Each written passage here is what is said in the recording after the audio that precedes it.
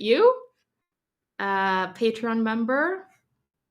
Jenny, hi, from France. Amazing. France is in the house. And all right, so everything seems to be working okay. Have you settled in? Do you have your art supplies? Do you have something yummy to drink and maybe even a little snack? I'm going to be hanging out with you here for at least a couple of hours until we finish our second holiday greeting card. And yeah, if you have any questions on how this live line and wash series is working, do let me know. Ask whatever you need in the chat, and I'd be happy to help you out. Series of 4 classes, free, completely free, here on my channel, 11 a.m. Central, and we still have 2 more classes to go. And what I am doing is I am sending out a poll with 3 different ideas on Tuesdays for my Patreon community, to kind of choose their favorites, and they vote on their favorite, and then the idea that wins, that is the idea that I create a little illustration on. And these illustrations I create, so I talked about this a little bit, how I created this in last week's class. Essentially, what I do to create these compositions from imagination is I first, like, the winning idea, which in this case was a whimsical gingerbread house, I create a little folder on my desktop and my computer. And what I do is I look for reference photos of different gingerbread houses, different candies in this case, stuff like that, that I can use, and kind of everything kind of, you know, I see everything. I use different references as inspiration. And then what I do is I close the references and I just go to town in my sketchbook. I start sketching, taking the different ideas that I like from the different reference photos and bringing what I like from those reference photos and the different gingerbread houses together to create my own little gingerbread house and my own little overall composition. And of course, composition is something that I'm always going on and on about, but I always bring that in, my knowledge on composition, to kind of balance out the piece and stuff like that. So for example, even for something like this, I am thinking of how I can balance it out. You know, I placed a little Christmas tree on one side. What can I place on the other side to kind of balance things out? And at the same time, how can I make sure that the gingerbread house is the focal point? Maybe using size or scale. Maybe later on, I'm going to be using more saturated colors in the gingerbread house. Like, how can I make the gingerbread house the focal point? Maybe muting the greens in the Christmas tree. We'll see when it comes to color and adding detail and value and that kind of stuff. Okay, so let's see. All right, awesome. So everything seems to be working okay. People are here, and we're going to get started with today's class. All right, everyone. So this right here is what we're going to be sketching and painting. And I'm going to walk you through the entire process, how to sketch this freehand from scratch. Of course, if you're a Patreon member, I sent out the outline drawings yesterday, so you have access to them and you can see the image larger. And if you want to skip over the freehand sketching process and simply transfer onto your watercolor sheet, you can do that as well because you have the outline drawing. However, I am very big on teaching people to actually draw because I do think that drawing is very important. And so I do make it a point ever since the beginning, when I started creating content to share online, to always create both sketching tutorials and watercolor tutorials, which is, what I teach. And so what we're going to be doing today, I'm actually going to teach you how to sketch this. Okay, and I'm going to teach you how to do it step by step, so no worries. But let me go ahead and tell you a little bit about the supplies that I have on hand. Let me remove this. Okay. Hi, Texas. Amazing. Melinda, nice to see you here. Candace, yes, it's you. That's what I thought. Okay. I'm going to remove this for a moment. and I'm going to share my other camera with you. I'm going to remove myself and let's talk about our supplies. I do want to make sure that you have everything that you need to follow along. So let me move my little art supply cart out of the way. Okay. So here's what I have on hand. I'm going to be working on cold pressed paper from Bao Hong. And by the way, I get all of this through Amazon and some things through blick.com. Okay. I have very few actual art supply stores here near me. So I almost get everything that I use via one of those stores. I do live in Mexico. So I use Amazon from Mexico, which, if you don't know this, different Amazons from different countries usually have access to different brands and supplies and stuff like that. So I may have access to things that you don't have, and you may have access to things that I don't have. For example, it wasn't until recently that I'm having access to more Daniel Smith paint.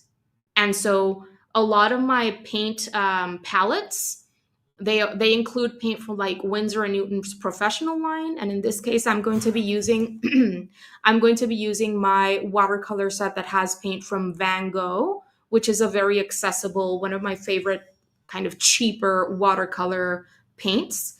But all that to say, we may have access to different things. Okay, but this is great paper. I have not been disappointed by it. And it is cold pressed. It is 100% cotton. And it is 140 pounds or 300 GSM. Okay, just for you to know. And the texture of this paper is similar to that of Arches. If you can see this, it's cold pressed. It has some tooth to it. And because I'm going to be bringing in a drawing pen, because we're doing line and wash today, what I'm going to do is I'm going to use the opposite side because it's slightly less textured, which means that the tip of my pen is going to skip less, right? I don't want my lines to be so broken. I don't mind a broken line. However, I think it's better if I use the opposite side. Another thing that you can do is work on hot press paper, which is the least textured paper of all when it comes to watercolor paper. And another thing is, not all cold press paper from all brands have the same level of tooth or texture to them. For example, I really enjoy using Strathmore's Ready Cut cold press sheets for line and wash because even their cold press paper is relatively smooth compared to this. Okay. So that's just something to have in mind. But I think it is very important that as artists, we account for the supplies that we're going to be bringing into the process and choose a substrate that is going to allow those mediums to not get destroyed, because the tip of the pen can get destroyed if you use it too much in heavily textured paper, but B, also allow the mediums to shine and make it so that you don't feel like you're kind of fighting against your materials as you're moving along. Okay, so account for what you're going to be bringing in and the techniques that you're going to be using, and so on and so forth. I just have this drawing sketchbook on hand in case I want to explain anything on when it comes to the drawing a little bit further. It's always my sketchbook is always something that I have on hand. I usually like explaining things a little bit more, and I don't want to do it here on my final watercolor sheet. Okay. Now, I already taped this down, and this is something that I didn't do in last week's greeting card. Why? Because this time I am going to be painting a bit of a background, and in last week's we didn't paint a background. And so I want to have a little white kind of border at the end outside of what's going to be my blue background. Okay. This is just plain old regular masking tape, and it's just what I use when I'm painting with watercolor, when I'm creating a fuller piece. And if you're ever scared that your masking tape is going to damage your watercolor paper when you remove it, one tip that I can provide is just run your pieces of tape over your clothes a couple of times before taping your watercolor paper down. This makes it so that the adhesive weakens, and that way you won't rip your watercolor paper when you remove it. Another thing is make sure that you're using quality paper, because if you're using cheaper paper, sometimes it's, whether you're using masking fluid or any other more abrasive technique or material, or taping your watercolor paper down, it may damage it because it's weaker. So there's that as well. Okay. Now, when it comes to my sketching supplies, I am going to be using a 2B pencil to create my preliminary sketch. I always say this, but I would recommend using an HB pencil. Why? Because this way you can keep your sketch clean and light, and you can easily erase mistakes as you go. It's what I use whenever I'm working on personal pieces and I'm not really teaching. Sometimes I just use an HB pencil, but I am just going with a 2B today so that you can see what I'm doing a little bit better on screen, and my lines are a little bit darker. I do have a full series on drawing for beginners on my channel, where I explain about different pencil grades in case you're confused and want to learn more about that. I explain what these different little, what's it called, codes, symbols, letters mean, and how different pencil grades can come in handy throughout the drawing process. Okay, so if you want to check that out, go ahead and check it out over on my channel. When it comes to my eraser, this is just a simple, soft graphite eraser. I really like making sure that I'm using softer erasers when I'm going to be using them on watercolor paper, because I don't want to damage it. I also have a kneadable eraser. I don't think I'm going to need it today, but it's helpful to have a kneadable eraser on hand, because at the end, you can lift up a little bit of graphite and make sure that your drawing is nice and light before you start painting, because watercolor is transparent or translucent, and if your pencil lines are very dark, you're going to see them through the paint at the end. A lot of artists like that, and actually make their graphite work kind of, visible, because they like that style. Personally, I don't like to see my graphite work through my paint, so I like to make sure that my sketch is nice and light.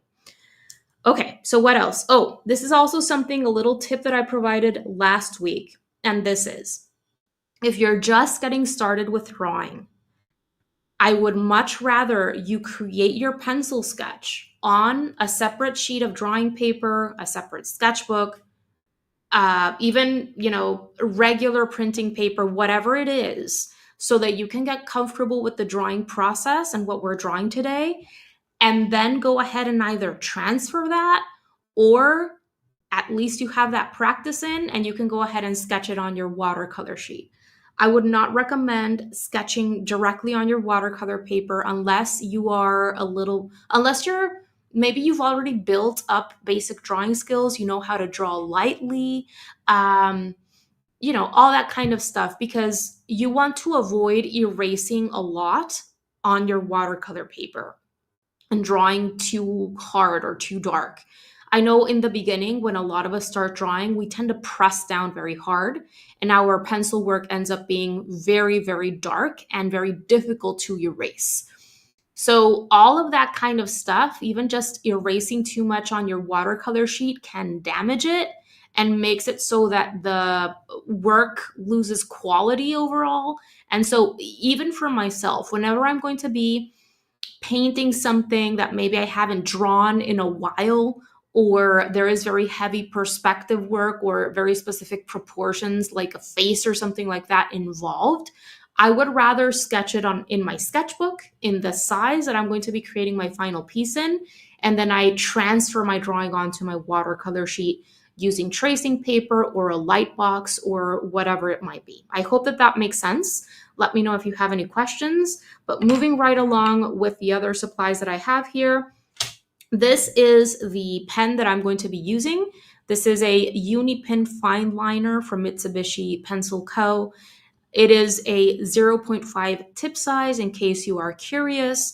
And because we are bringing in watercolor, it is essential that your pen that you're using has ink that is water soluble, smudge proof, or permanent, okay?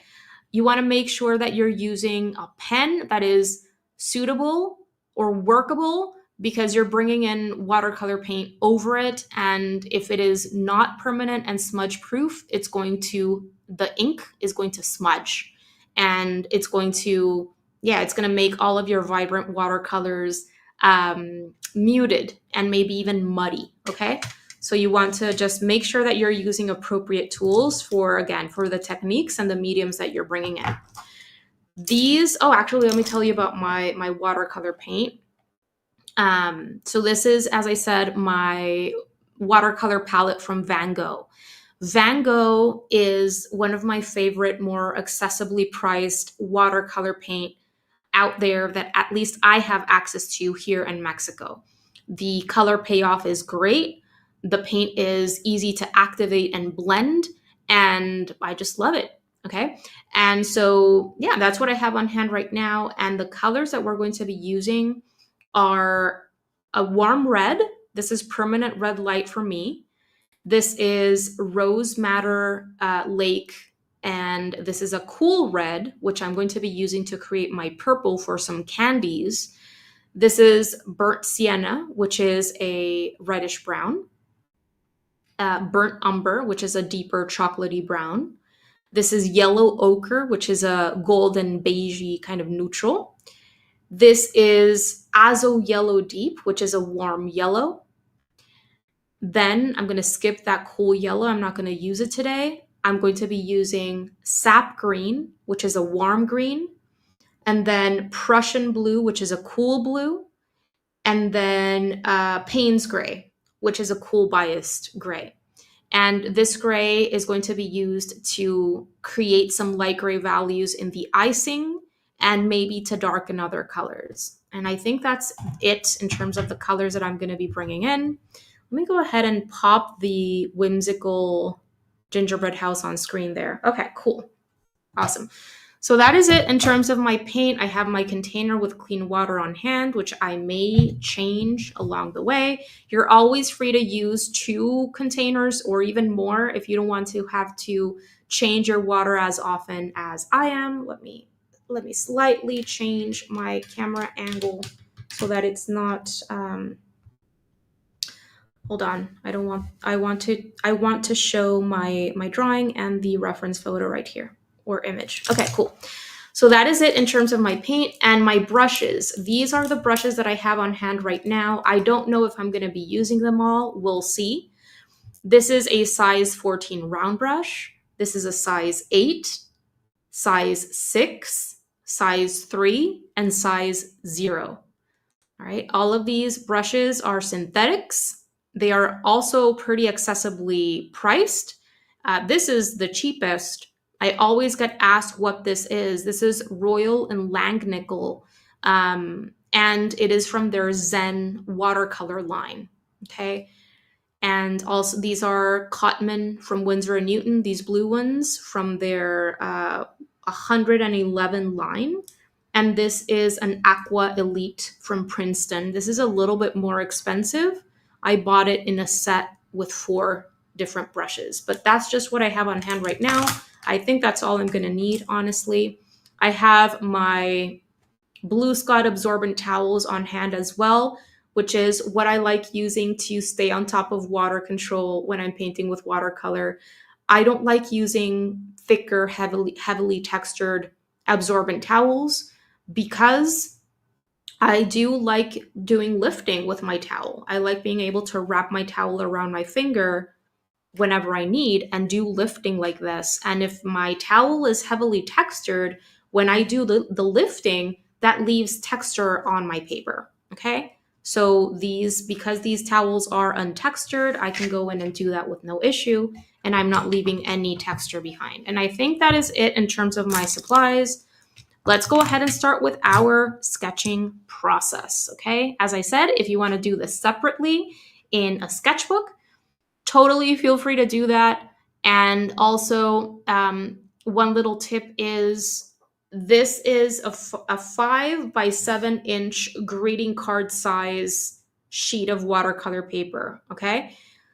When you're going to be creating your sketch in a separate paper or sketchbook and you're planning on transferring that using tracing paper or whatever you prefer, make sure that you're sketching in exactly the same size that your final piece is going to be, because otherwise when you do your transferring, it's not going to end up fitting, or it's going to be too small, or whatever the case may be. So what I like doing is, once I know exactly the size that my final piece is going to be, which in this case is 5 by 7, I either measure a 5 by 7 inch um, rectangle in one of my sketchbook sheets, or I just take the sheet that is already cut into a 5 by 7 inch size and I trace around that, and then I sketch inside of that.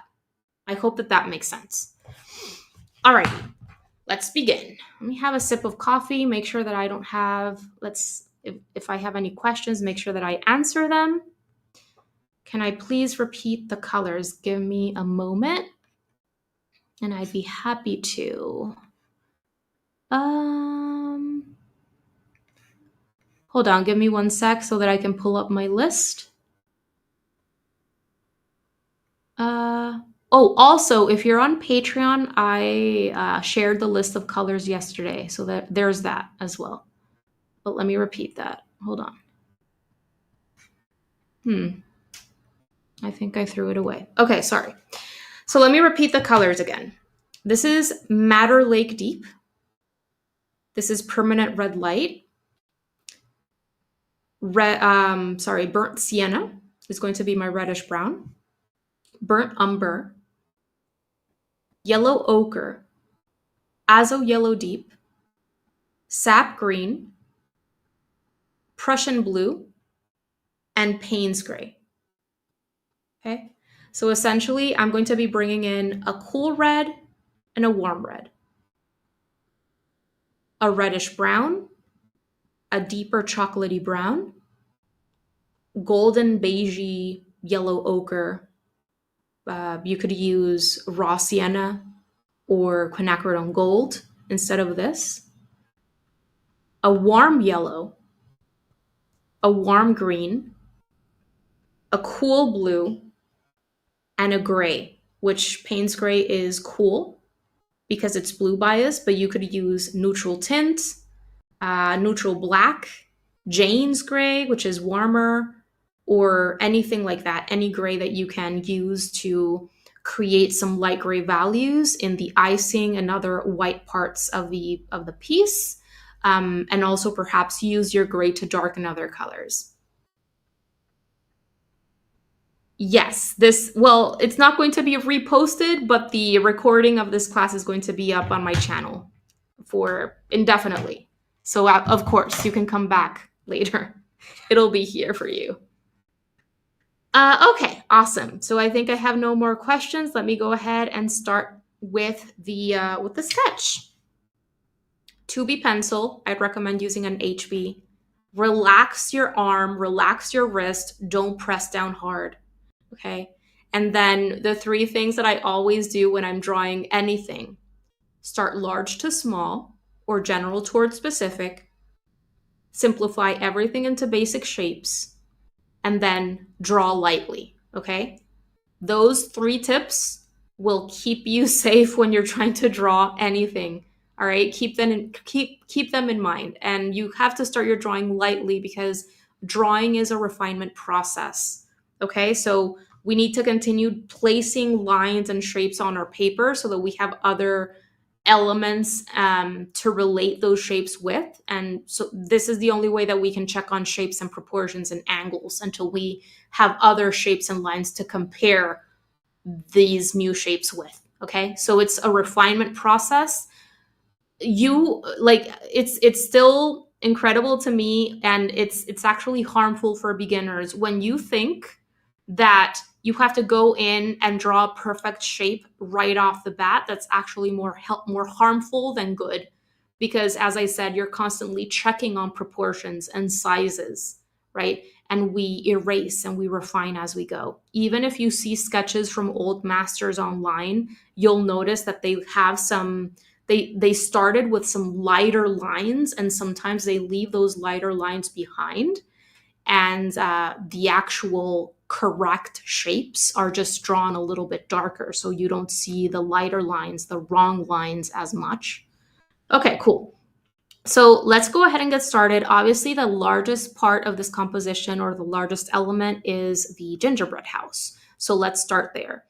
I am going to begin with the front of the house, which, what shape is it? Okay, it's kind of a, and you want to account for the elements that are below and at the sides, okay? Because you want to leave enough space. And you get better and better at this the more you practice, but we always want to make sure that we're utilizing our drawing space as best as we can, right? I don't want this little house to be too small or too large that the other elements don't end up fitting within my page or my picture plane. But that's kind of the shape that I see, and maybe the proportions are not exactly the same. Maybe this one is a little bit taller than the front of the house shape that I see there on in my reference. The proportions are not, they can be a little bit different, okay? If your house ends up being a little bit wider or a little bit taller, it's totally fine. But what's most important is that it looks like a solid form, okay? What's cool about this little sketching process is that we get to practice perspective and form a little bit, because this house is you can see it as like a box or a combination of boxes. So when we're drawing houses, it does involve bringing in perspective and our knowledge of 3D form, right? Because we're drawing all of these different planes or sides of this house. But that's the front of my house. And as you can see, I made sure to leave enough space for all of the icing and the elements here beneath it that I want to make sure to add.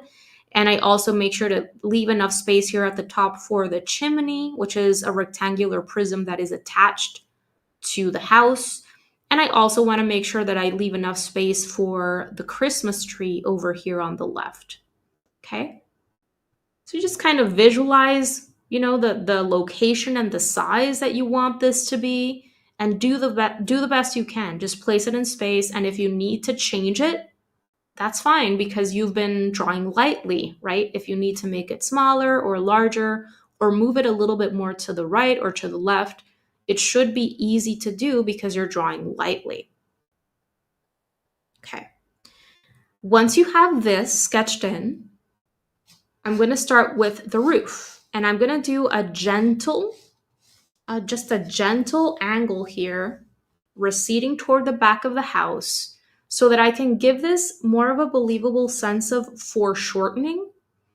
And if you've ever heard that term before, it refers to the distortion that happens when a three-dimensional form recedes away from you. It becomes smaller and smaller, right?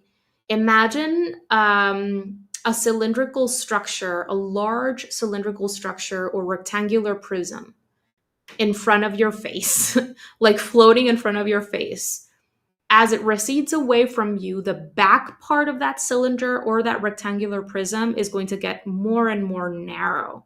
And the longer the structure is and the closer it is to your face, usually the more kind of the more enhanced, or the greater the foreshortening will be taking place, or the more foreshortening will be visible. If it's a shorter structure and it's not as close to your face, then the foreshortening is going to be a little bit less intense. Okay, cool. So from here, I'm just going to close this upper plane of the little house. Again, I am thinking of how much space I need over here for the little Christmas tree. The Christmas tree is going to be slightly behind the house, so it's totally fine if part of the Christmas tree is covered. I actually want that because it kind of creates more of a cohesive look. And I also want the house to be in front of the tree because it's one of the ways that I'm going to be giving the house more visual weight. The house is in front of the tree, not beside the tree. Okay. All right, so I think I'm gonna cut this little roof around here. And I'm just making a parallel line to this line here. It's kind of a, what's it called? A parallelogram.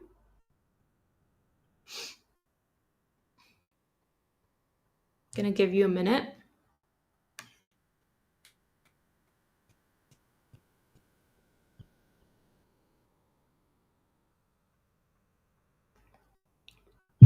Make sure that your angles are parallel when you need them to be. These don't have to be perfectly parallel. They are very similar, but because of the foreshortening, they're going to be slightly changing an angle.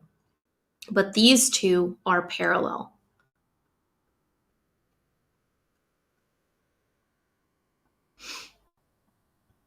You can see how I have a little section of my line there that I need to erase in just a bit, but oftentimes I just make longer lines than what I'm actually going to use, and then I erase sections when I need to. And by the way, in last week's class, we did add in handwritten lettering for, we added, I added, what did I do? Happy holidays, I believe. And I do want to add the same thing, but in this case, I'm going to be adding my handwritten lettering or message right here on the top right, which is why I left an empty space there on the top right. We're going to do that at the end. Okay, so the next step is adding in a line that is parallel to this one here. I'm going to close this other side plane. And this line here at the bottom is actually going to be covered with icing because gingerbread houses are kind of brought together with icing, right? So I wanted to create that effect with some irregular kind of bumps down here at the bottom. So I'm just leaving that there for a moment so that you can visualize the actual structure or box of this house before doing anything else and adding irregularity.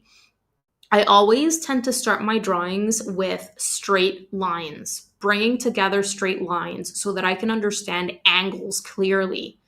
And then all of the small shifts along the edges, if I need to make edges more irregular, then I go ahead and do that after the form and perspective have been achieved in the bulk of the house, right? Or the element, whatever it is that I'm sketching. But that's essentially the structure of the gingerbread house, the bulk of it. Let me go ahead and erase this section here. Let me know if you have any questions.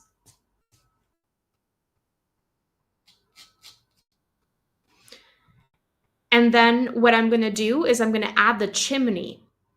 I have many classes where I explain how to draw houses and how to start with 1-point perspective and move on to 2-point perspective. But this is very simple. I'm just keeping it as simple as I can.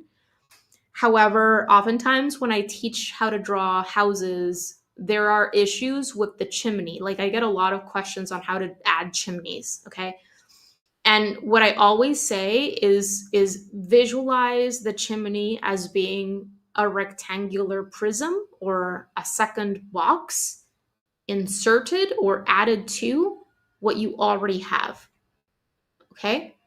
So if I do that, I'm going to start with the bottom edge of this chimney, right? Wherever I want to insert it into the roof, I start there and I make sure that this line is similar in angle to this line, okay?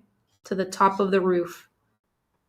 Because if you create a different angle, it might throw off the perspective and it might look wonky. So as I said before, you want to make sure that you keep whatever lines you have to keep parallel, okay?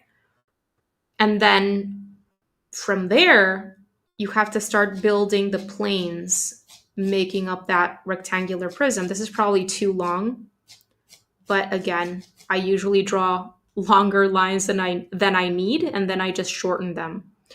Okay, make the chimney whatever size you want it to be, as long as it makes sense with the house, right? And it looks like it's on the house, part of the house. So the perspective needs to be the same as the perspective in the house for the whole scene to make sense. This is the front plane that we're able to see, or the side plane, because the plane over here would actually be the front plane.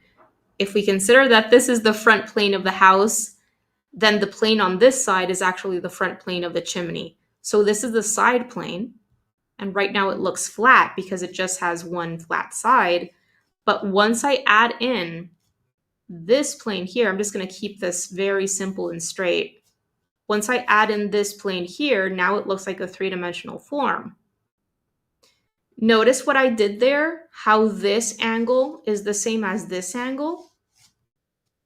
So this is the same as this, and this is the same as this.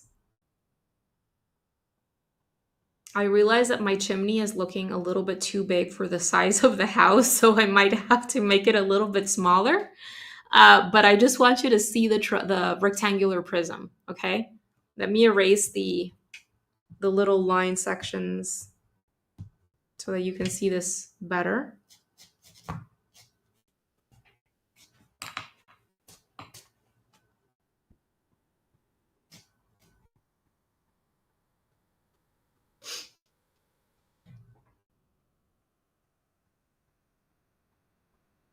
I'm gonna leave this up for a couple of minutes. This is the hardest part of the drawing, by the way. So if you're here, great job. You've done the hardest part. The hardest part is done. If I wanted to make my house a little bit taller, I can bring down this line as much as I want. I'm keeping perspective as simple as I can here, and I'm trying to keep my angles the same wherever I can while still maintaining believable three-dimensional form. So I'm just keeping that straight, okay? But notice how I just brought down that bottom line a little bit, and I kept the angles the same so that I don't start distorting perspective or anything. Even by just doing that, the chimney is looking better. But if I wanted to make the chimney a little bit smaller, I can bring down this line, shorten it a little bit, and let's see if the proportions look better that way. Sometimes slight shifts can make a huge difference. And if I want to make it more narrow, then all I have to do is bring in this side line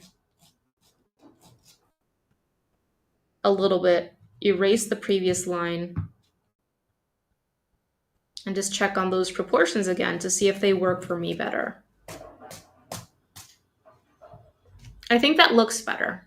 I'm gonna leave it like that. Okay, let me check on questions.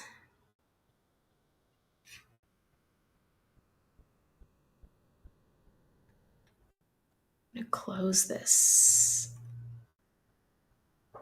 And alrighty, seem to have no questions. How are you doing, guys?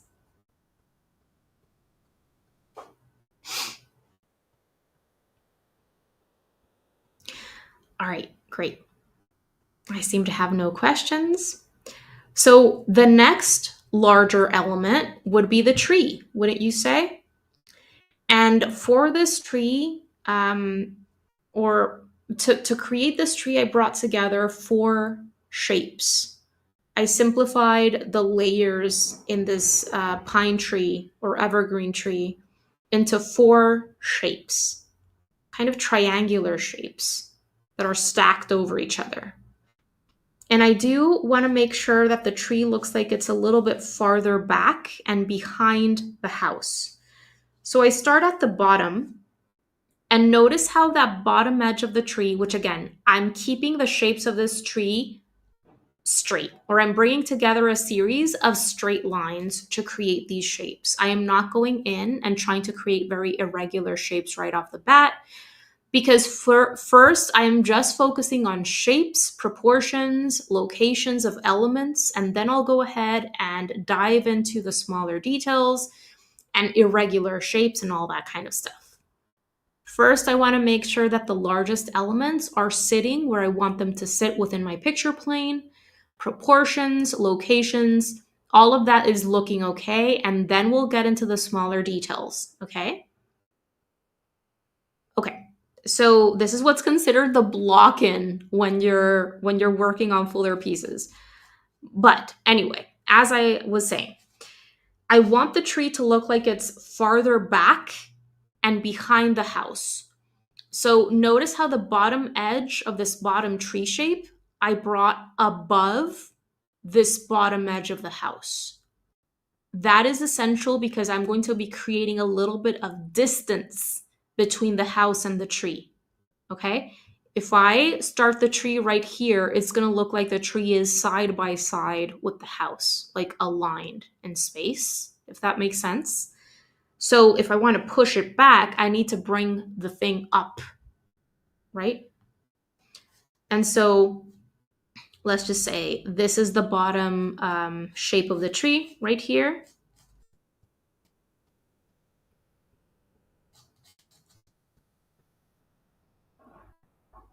And then once I have that in, I can start with the second shape, which is also the same, but I just brought it in a little bit, essentially, so that the layers of the tree look like they are getting smaller and smaller as you create that triangular shape of the tree. All you need to do is make this shape a little bit smaller. And I know it's hard because we don't see the right edges of these shapes because they're covered by the house. But if you visualize a vertical line right here, right at the point of this shape, make sure that this point starts a little bit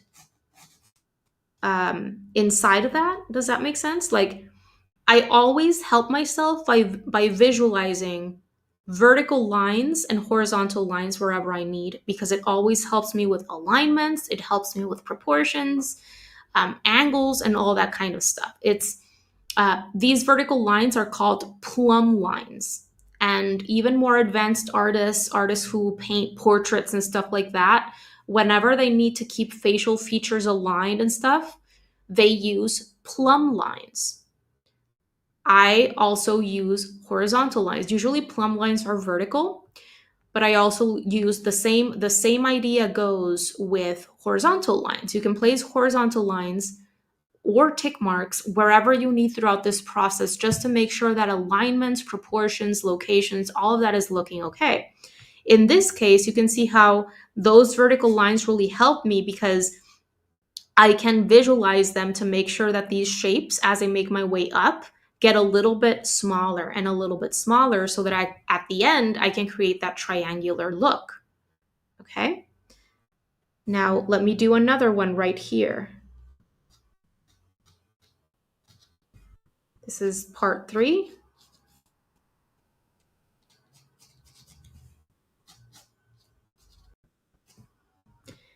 And then finally, I have the last part. Or maybe I have to change this a little bit, bring it in a little bit more, taper it in. I'm going to erase these lines.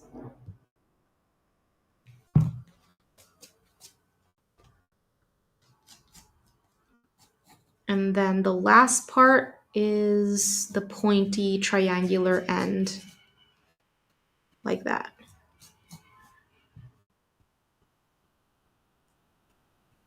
Good morning, Marcia. Hope you're having a wonderful day. Hope you guys had lovely festivities and celebrations for Thanksgiving if you celebrated Thanksgiving.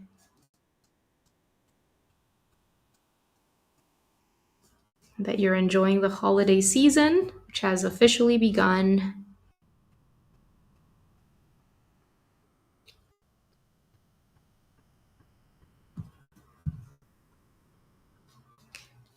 Now, I do want to remind you if proportions are slightly different, maybe your width is a little bit different. Maybe your tree is a little bit wider or your house is a little bit taller. Whatever it is, that kind of thing is fine as long as these elements together make sense, right? And as long as you're creating that sense of distance between the house and the tree, um, and elements are sitting in space how you want them to sit, as long as form makes sense, perspective makes sense. If proportions are slightly different, that's fine. Okay. And that's the hard part about, say, drawing a face or drawing something that requires more advanced perspective, stuff like that. Then you have to make sure to spend a longer time in your preliminary sketching process to make sure that facial proportions are what you need them to be and perspective looks good and is consistent throughout the scene. All of those things require greater understanding of anatomy, of perspective, and all that, and making sure that you're creating a very solid preliminary sketch, right? In this case, you know, as long as it looks like a house and it looks like a solid form and perspective makes sense, then your house can be a little bit different in terms of proportions, but it's still going to look like a house, right? Because there's this range, this great range of proportions when it comes to houses. But faces, that's a whole nother animal, because even someone who doesn't understand facial proportions can tell usually when something looks off, because we as humans see faces all day, every day. And so it makes it very important that if you're wanting to advance your skills with portraits, even animal portraits, that's still anatomy, that you spend time understanding proportions, right? Okay, awesome. So all good. So far my shapes are still very straight, right? Even the tree shapes are very straight, very geometric. And thank you, Marcia. Thank you so much, Marcia, for reminding people. I appreciate that. I always forget. Okay, so far my shapes are still very geometric, very straight. And I will be now moving on to more organic shapes and adding irregularity and all that, okay? But for now, let's continue with some elements in the house. Now we can start with the architectural details. Um, so I made this, I added these, the windows and the door with curves to them. I made them curved shapes instead of like rectangles because I like the look of it. I know that it can be difficult to draw curves and curved shapes. And I do have a video here on my channel where I explain why drawing curved shapes is so challenging. And I provide exercises to help you improve your circles and your ellipses and all that. Uh, but something that a little tip that I can offer right now is try visualizing a vertical line, once again, a plumb line, going right down the middle of this shape, which you want to make symmetrical, right? And then from there, just try to create first one side and then do your best to flip it, mirror it, right? And create that same shape going off in the opposite direction. Whenever I need to create symmetry in shapes, I almost always bring in a vertical or a horizontal, depending on a shape, to help me achieve that symmetry. I'm going to add in the windows as well, and then I'll give you a few minutes um, to work on this. So this is going to be a peppermint candy up here. So I just need like a little, it doesn't have to be a perfect circle. Just do it as best as you can, and make sure that the size of it is what you want it to be within this. If you see this as negative space, how large do you want that peppermint candy to be within that space, right? So I'm gonna move on to adding the windows here on the side plane of the house, and then I'll just keep this up for a few minutes so that you can catch up if you have to. Let me know if you need more time, because I never know if I'm moving too fast Or if I'm moving too slow, let me know. These are going to be candies as well here under the windows for the little window ledges. Peppermint candies or maybe chocolate, something like that.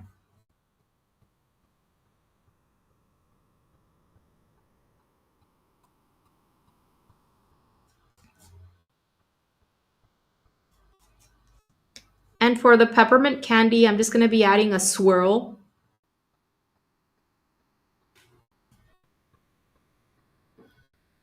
Just a swirl. Whatever it looks like for you is fine. Gonna finish up these little elements and then I'll keep this up for you, okay? Give you a few minutes to catch up if you need to.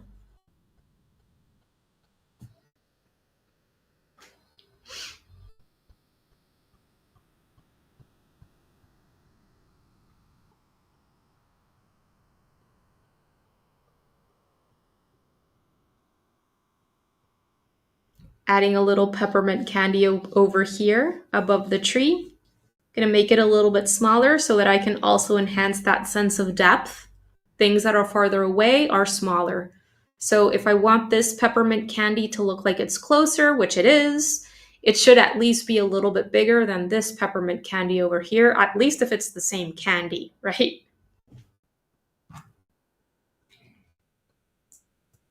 The same type of candy, I should say.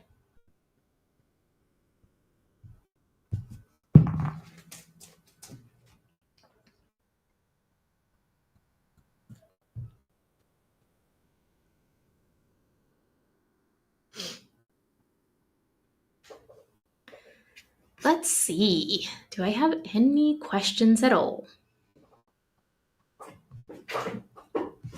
I don't think so.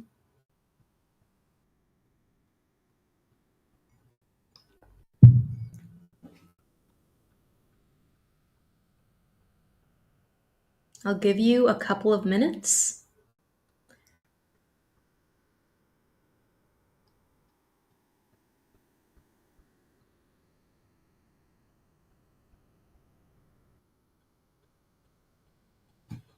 And by the way, feel free to bring in your artistic license if you want, especially with the smaller elements, the candies and little things like that.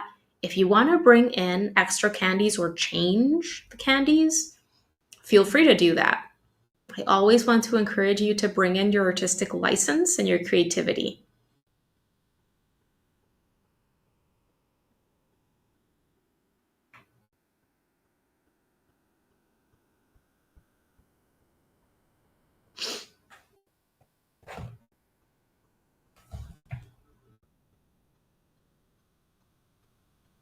How are you guys doing? Is this easy? Is it hard? What are you struggling with? Do you need little examples? I have my sketchbook right by my side if you need me to explain something again. I don't want to get too deep into perspective and 3D form because those are, well, I want to keep this very beginner friendly as I can. And form and perspective, though I teach that in tutorials and my fuller classes on Patreon, I don't want to overwhelm anyone because I want to keep these really simple and beginner friendly. And honestly, if you're just getting started with drawing, I think there are foundational skills that you need to build first before overwhelming yourself with like 1 point perspective and 2 point perspective and converging lines and all that. I do have tutorials on that on my channel, but make sure, and this is something that I always say, thanks for letting me know, Melinda. I appreciate that so, so much. As I always say, take your learning incrementally, a step at a time, and make sure that you're not missing any important information or skill building or exercises, especially in the beginning, because a lot of beginners get very frustrated when they're not able to understand or arrive at these amazing results when they're following a tutorial or a class without realizing that they're missing essential skill building and an understanding of things before like jumping into that next thing. And I think it's very unfortunate when that happens because a lot of people give up thinking that they don't have the skills or the talent, or they were just not born with what they need to be able to draw things, because they get frustrated because they didn't build up skills in a step by step way. And I understand, because right now with social media and all of these like minute long videos or 15-second videos or stuff like that, we I'm going to start adding in the other elements now, and I'll keep chatting as I go. And I'll add more regularity in the tree and the icing and all that in just a bit, but I want to take care of the larger before getting into that. So I'm going to add the icing, which is an important part of this composition, which kind of creates a horizon line and like sets everything and grounds everything by adding in the icing. But anyway, with social media and even YouTube, like super short videos, like 10, 15-minute long videos on YouTube where you see artists uh, finish an entire drawing or painting in 15 minutes, right? And stuff like that. Or you see like social media reels or even shorts here on YouTube, which are like a minute long or whatever it is. It's even harder because we can't help but feel that we need to be able to move faster and create great art in one go, and stuff like that. But it's not reality. And I think it confuses a lot of people. But it's like drawing and painting, it's a skill like any other skill, and it requires time, consistency, and effort. And at first we suck, and that is normal. But it's what everyone goes through. If you want to build up this skill, like, we kind of suck in the beginning, and there is a learning curve to everything. And it's just time and learning things in the right sequence and getting feedback. All of that is very important. So I hope that that encourages you if you're feeling stuck or frustrated, and kind of gives you clarity on like the importance of looking for resources wherever you're at in your journey that are appropriate for your current skill level and also your goals. Okay. All right, cool. So I just tried to freehand, like, replicate, copy that shape that I see there for the icing, but you can change it slightly. Just make sure that here, because the horizon line in a scene would be somewhere around here. Imagine that there is the table or a box that this gingerbread house is sitting on. The edge of that would be around there. And I want the icing to look like it's a little bit lower than that. I'm not going to have the table line, but I just wanted to like draw it for you so that you can understand what I'm visualizing.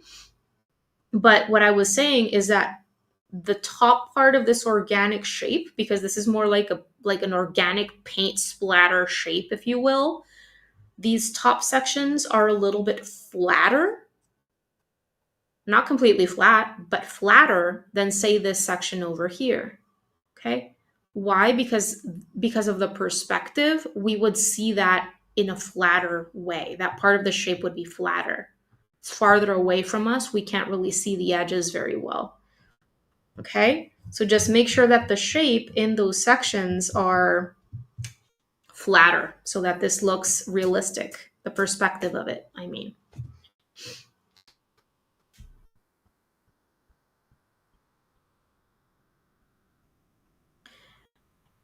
Once your icing shape is looking okay, you can go ahead and add in the candies. Let's add in the little candy cane right here on the right. And I do want it to be ever so slightly tilted to the right. I don't want it to be perfectly standing up straight.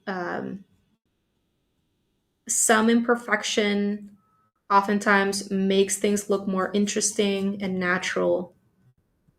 And at the bottom of the house and at the bottom of the candy cane, I want to make sure that I create a little irregular shape because it's icing that is holding this candy cane up, right? It's not, it shouldn't be a flat bottom. Same thing with the house, okay? Hopefully, you now understand that structure of the house. Once you have it, make sure that you add in some irregularity along the bottom. I'm not going to add any of that in front of the door, but everywhere else, I want to add a little bit of an irregular shape here so that I can describe or communicate the icing that is holding up the house or the graham crackers cookies, right? The cookies are stuck onto the foundation, or not the foundation, the surface, whatever surface this is on. It's all stuck together with icing, which is cute because it looks like snow.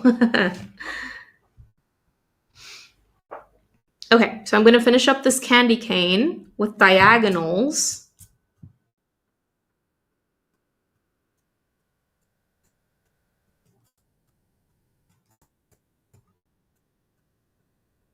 There we go. I don't want to make the stripes in the candy cane too close together because we're actually going to be painting this. We're going to be painting the reds and developing some very light gray values in the white sections. And if you make those sections too small, it's going to be harder to paint.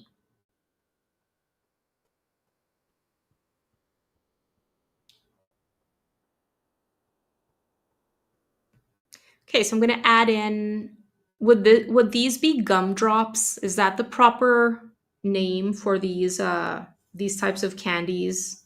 I'm not quite sure. But I thought it would be cute to add some of these in for an extra pop of color.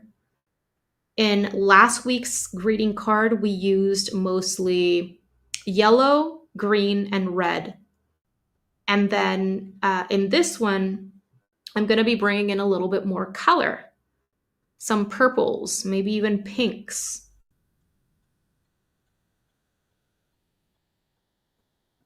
Oh, I'm also making sure to apply perspective principles with the gumdrops, where the further away candies are smaller and the closer candies are at least a little bit larger.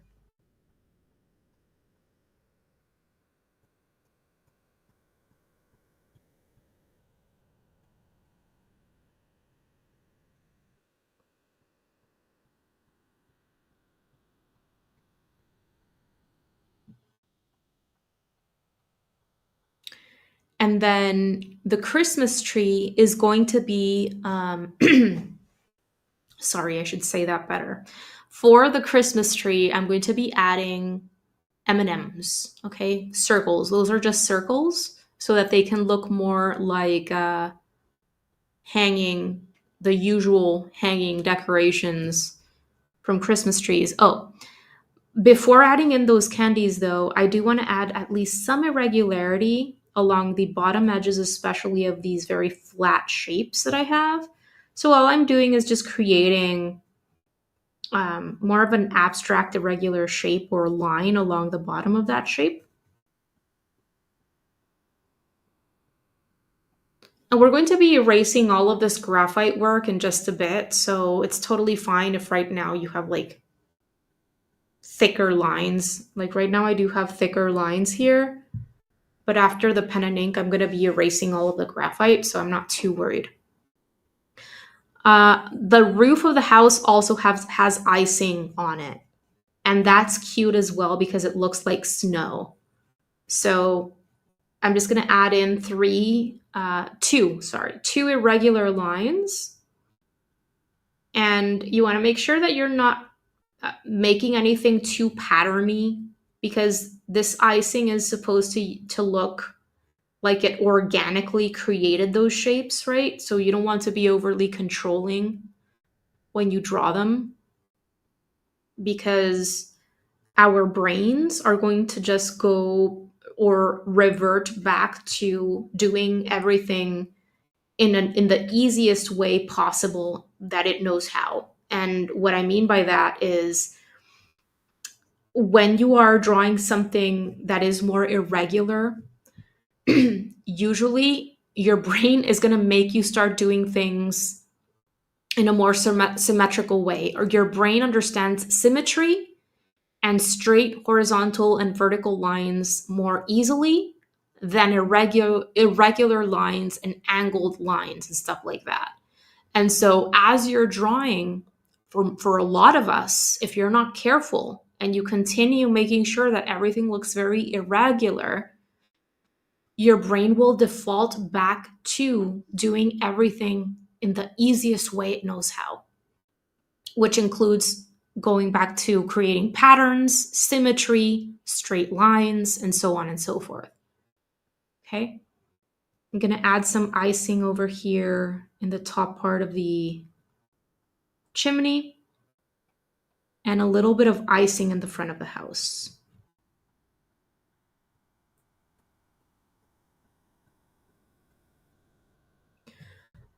And I think I'm done. Oh, this also has little diagonals here. I thought this little candy above the door or around the door could be like a Twizzler, a section of Twizzler, because they're red and I thought it would look nice there. So Twizzlers also have these like lines. And that's it. That's oh, I'm missing the little M&Ms in the little swirl here for the peppermint candy. If you give this one a go and you're on social media and you'd like to share with me, please tag me, and I can reshare if you want me to. I can reshare your work to my stories. I always like seeing your art, what you created, if you made any changes. I love seeing that. So if you're on Instagram, make sure you're following me, and you can post your work and tag me at Erica_Lancaster_art. And I'd be so happy to see your work and even share it on my stories if you'd like me to. But that's it. That's all for the sketch. I'm going to give you guys a couple of minutes and then we're going to ink this in.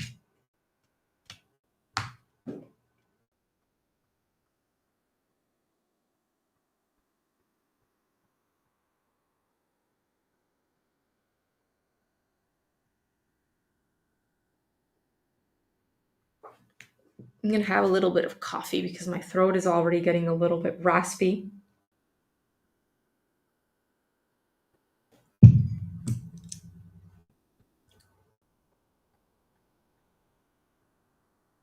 Have you ever made a gingerbread house before, like, and made it yourself at home? And if you have you eaten it, or is it just like a more of a decorative thing or a fun activity to do with the family? Let me know, because here in Mexico, we don't even have graham crackers. And I've always wanted to make one, but I've never been able to. So sad. They look so cool, and I've always wanted to. I have seen more and more over the years, like box sets that you can get in the supermarket, where it supposedly includes all of the cookie and the icing, etc., for you to build the house. But you can't really, like, there are no actual graham crackers that I can like there are no graham crackers here, which is sad because they're delicious. There are similar cookies, but not actual graham crackers. So,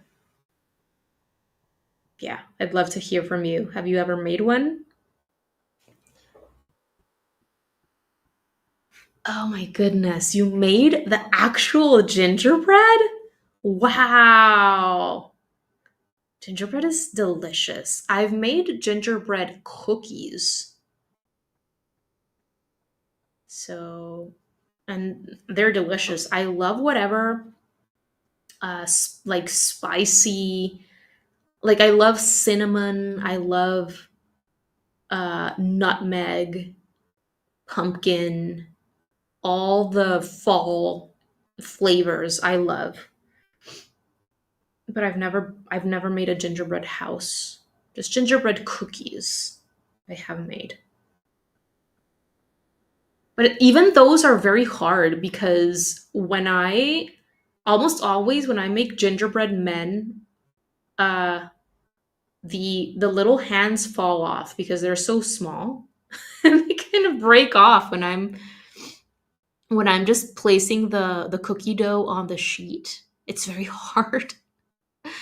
Usually made with gingerbread cookie versus graham crackers. Oh, interesting. Is there a difference? Like, what is the difference, I should say? Like, what is the difference between a gingerbread cookie and graham crackers? Was a lot. Never again. That's what bakeries are for.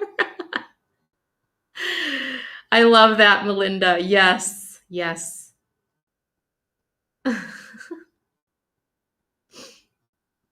Like, can you go out in the US and just get gingerbread cookies? Like, is that a thing that you can get all year? Gingerbread cookies? And if so, what shape do they have? Are they like flat or are they like actual cookie, like circles with like more of a thicker kind of consistency? All right. So I hope that you guys have been able to finish with your pencil sketch. And if so, it is time to move on to the pen and ink process.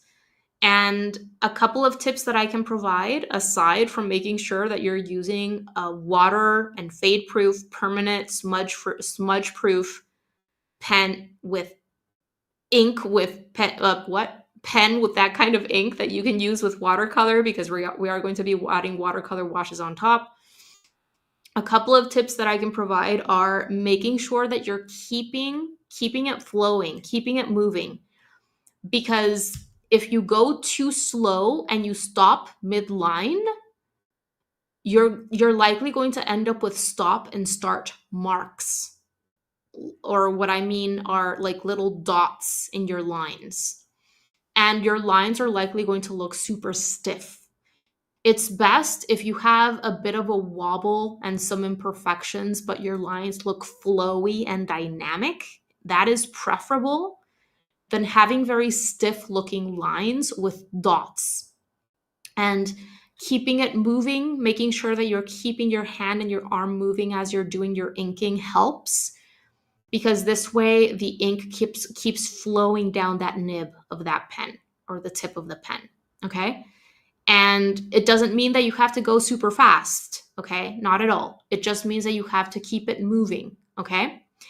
And the second tip that I can provide is uh, make sure that you are paying attention to what sections of lines you should actually be inking in. And in other words, pay attention to the overlapping that's taking place. So, for example, if I continue with this line across the candy cane here, that is a line that I'm not going to be able to erase, right? And that section of that line shouldn't be visible because the candy cane is covering it up, right? Or if you have a gumdrop or whatever it is covering up a section of the tree, don't trace over the bottom edge of the tree, or at least that section of the bottom edge of the tree, which would actually be covered, right? I've made that mistake many times when I'm inking stuff in, where I keep going with a line and then I end up with a line where I shouldn't have one. Okay, so just be careful with that. Maybe go section by section, understand what you're inking in, and then go ahead and ink it in. Okay, let's see. Oof. Let me start with this and then I'll check on those comments. Okay.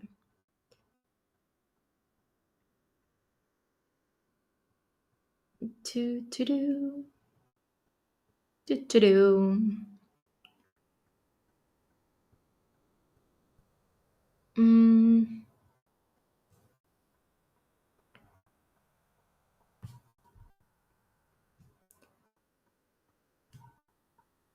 tracing over all of my line work except for those sections with the overlapping.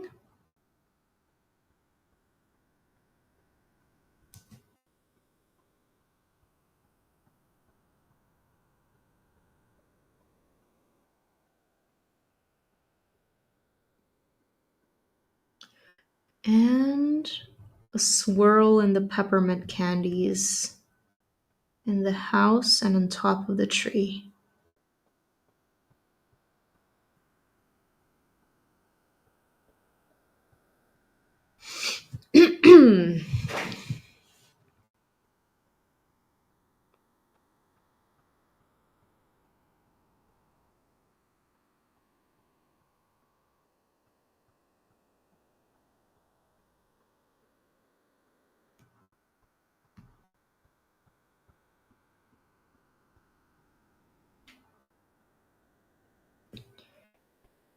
Gonna jump on over to the candy cane.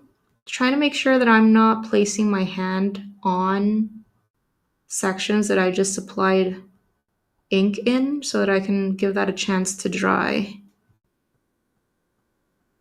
and avoid any smudging. Though I've never had any issues with these pens, they dry, the ink dries very quickly. Let me know if you can hear my chicken. She's starting to make some noise. Sometimes she gets very loud.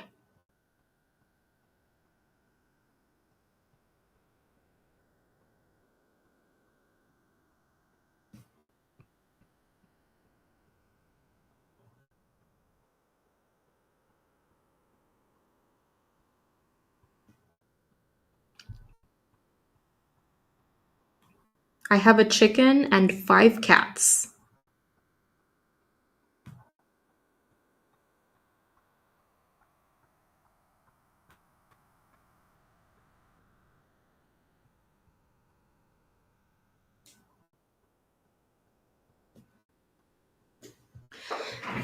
Let's see. Okay, let me check on messages.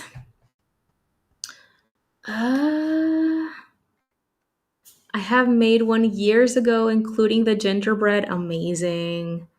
Kept it as decoration for years. Oh my goodness, years? Wow, I didn't know they could last that long. Right now, I have one of the box sets, but have been too busy to make it. Graham crackers are very mild in flavor, maybe some cinnamon. Uh-huh. Gingerbread has the actual ginger in it, so it's ooh, I love ginger. Also, it is much stronger, so your house holds up. Oh, interesting. Maybe I should like look for recipes of gingerbread and like try to make it at home. I'm sure I can find the individual ingredients to make gingerbread because I have made gingerbread cookies. Also, you can buy them in the store, but usually round and relatively small. Not too good for building. Oh, okay. Cool. Alrighty, let me continue with my ink work here. Maybe even adding some more irregularity in the tree. Yeah, I love cinnamon and ginger, nutmeg, all those flavors.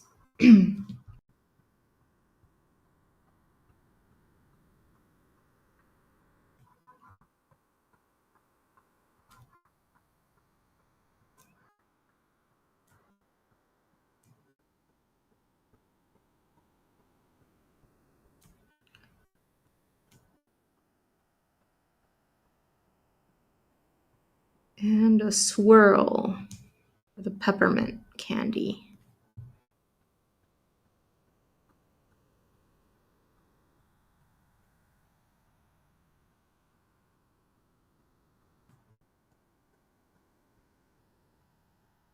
And I'm gonna add just a few little marks in the gumdrops especially, just to create a little sense of sugar with some stippling.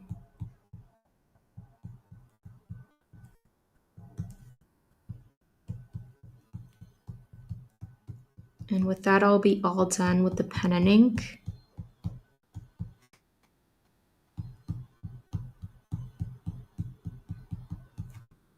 Actually, I need a few lines in the window ledges.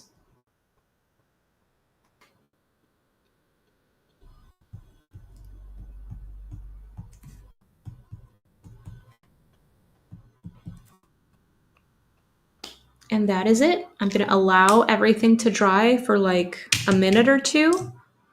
And then I'll go ahead and erase my pencil work with my soft graphite eraser. And then it'll be time to bring this to life with our watercolor.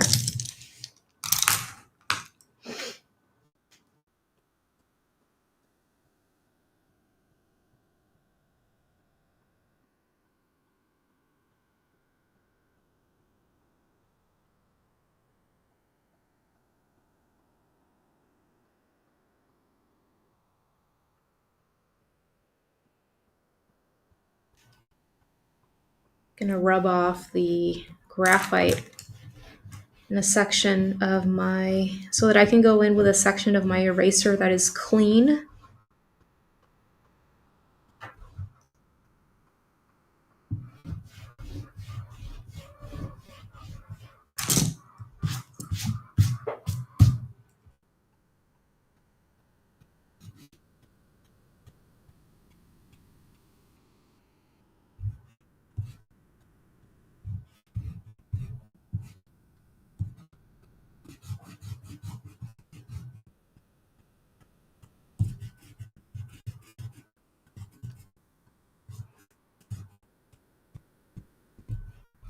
Okay. Graphite has been removed. I'm gonna dust this off with one of my dry towels so that I don't go over it with my, if I do this with my hand, the thing is that I can get oils or even graphite or stuff I have on my hands on my paper. And then if I get oils or anything else on my watercolor paper, the paint just won't be, it won't sit on the paper the same way. And it can get absorbed weird to the point that you're left with like splotchiness and white sections. So I don't want that. It's best to dust off little things with a towel or whatever, so that you don't use your hands. Okay, so I'm gonna remove the little picture from the upper left so that you can see my paint and my container better as I'm moving through this process. I think it's very important to actually see how often. I'm going to bring up my camera a bit so that you can see more of a wider view. Hold on, give me a sec.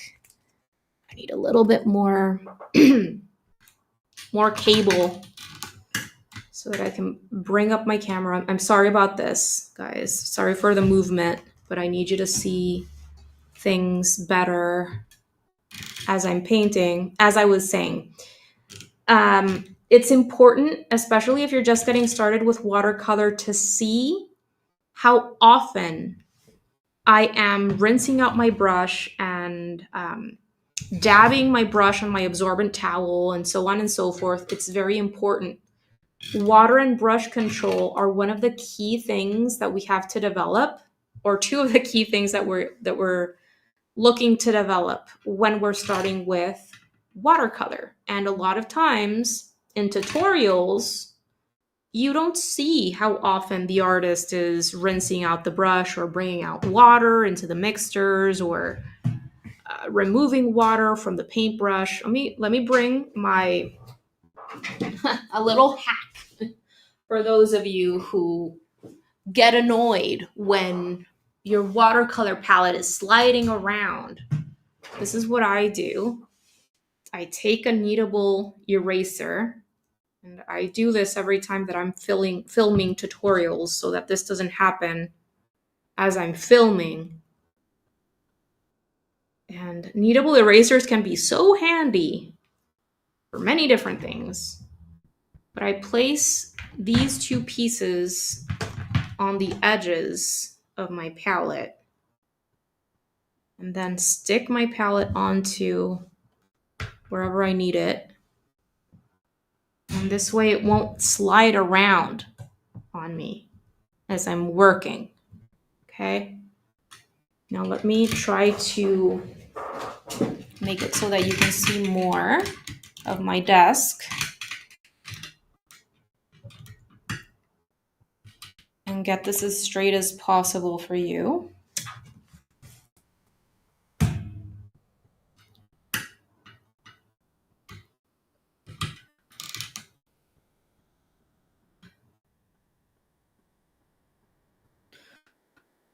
Okay, that's good.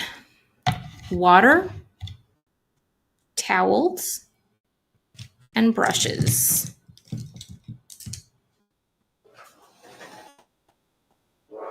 Ready? I have a comment. Let's see.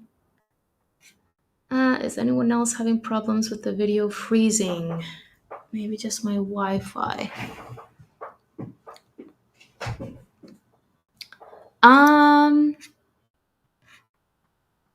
Let me check on that. Give me 1 sec.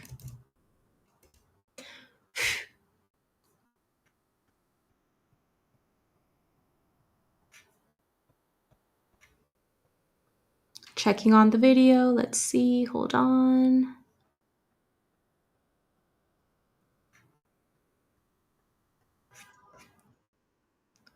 Okay. So far, I think I can see everything okay. I am opening the link over like a separate window over on YouTube just to check on the quality of the image and stuff. Over on my end, things seem to be working okay, but if anyone else is seeing freezing or anything like that, do let me know. Okay, closing this. All right, everyone. Alrighty, so let's start with our watercolor washes. The background is going to be a light blue. Then we need cookie colors, which we're going to be creating with the yellow ochre or raw sienna or quinacridone gold, whatever you have, and also the burnt sienna. Okay, now let's jump in. Let's do the background at the end. Let's first start with the gingerbread house. And it's very important that you use a brush that is suitable or appropriate for the size of the shape that you're going to be painting in, right? So for me, I think I'm going to be using a size 6 round brush to paint in the cookie sections in the house, right? And the icing I'm going to be painting after. So let's jump in for the cookie. Always important to prepare your brushes by dipping them into your water. You don't want to go into your paint with a dry brush, okay? But let's get started with the cookie. And for the cookie, I'm going to create 2 color mixtures, okay? This is plain yellow ochre, kind of a coffee consistency.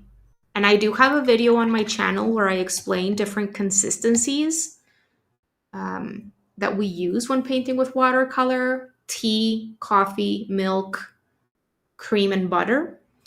So if you want to check that out, please do. I also offer exercises that you can use that really help clarify things. I don't know what this is, but I'm going to remove that. And then I'm going to create a slightly darker version of my cookie color by adding in some burnt sienna into this. Burnt sienna is a reddish brown, right? And so why am I doing this? Why am I preparing two different color mixtures?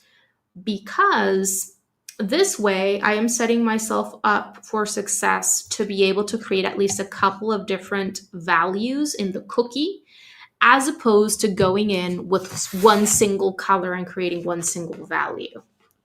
Okay.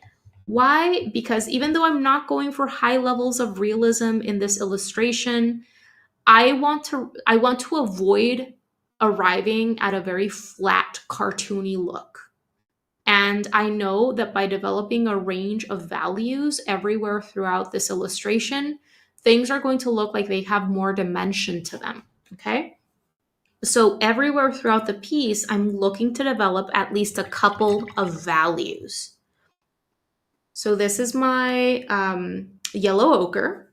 And then the second mix is yellow ochre plus burnt sienna.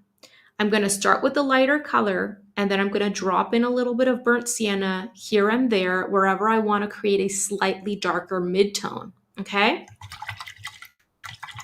All right, so let's jump right in. Clean brush.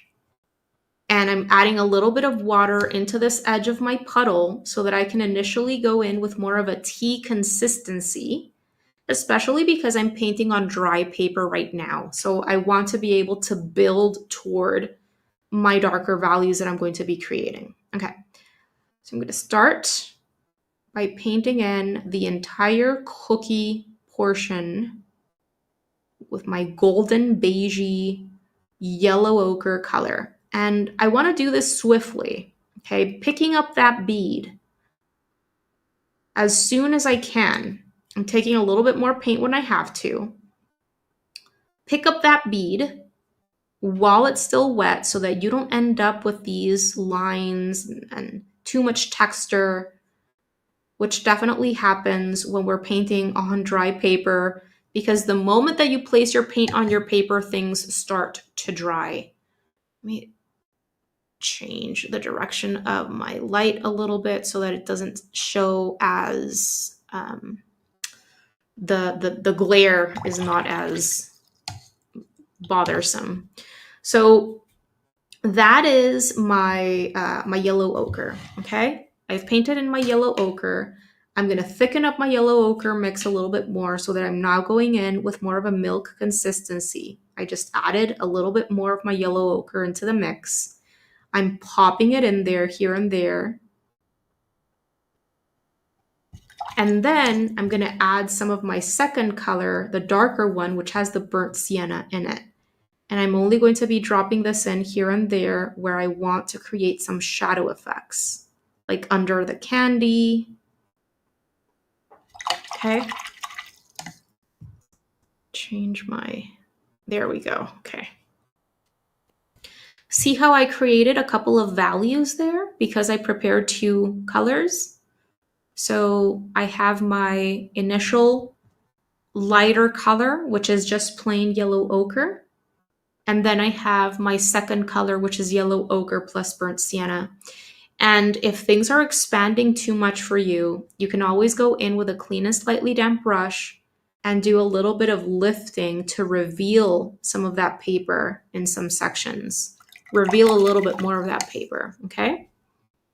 I'm going to do the exact same thing in this other side of my gingerbread house, starting with watered down yellow ochre and painting in that lighter color swiftly, carefully, but as quickly as I can so that I can make sure that I'm applying the second color on paper that is still wet, and making sure as well that I'm not creating edges, like visible edges throughout this shape that can create textures that I don't want. I'm very careful when I make my way to this edge that is still wet. And then I add more yellow ochre into the yellow ochre puddle to thicken it up. Drop in a little bit more of my yellow ochre while this first layer is still wet.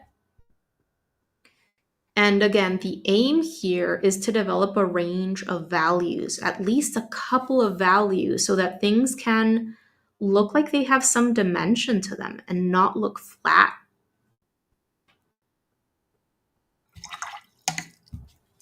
And that's it. That's all I'm going to do. I'm going to avoid going in and over blending, because if you do that, you're going to start things can start drying, and then you kind of create this overworked splotchy result. And you can also flatten everything out if you go in and over blend and overcorrect. Okay.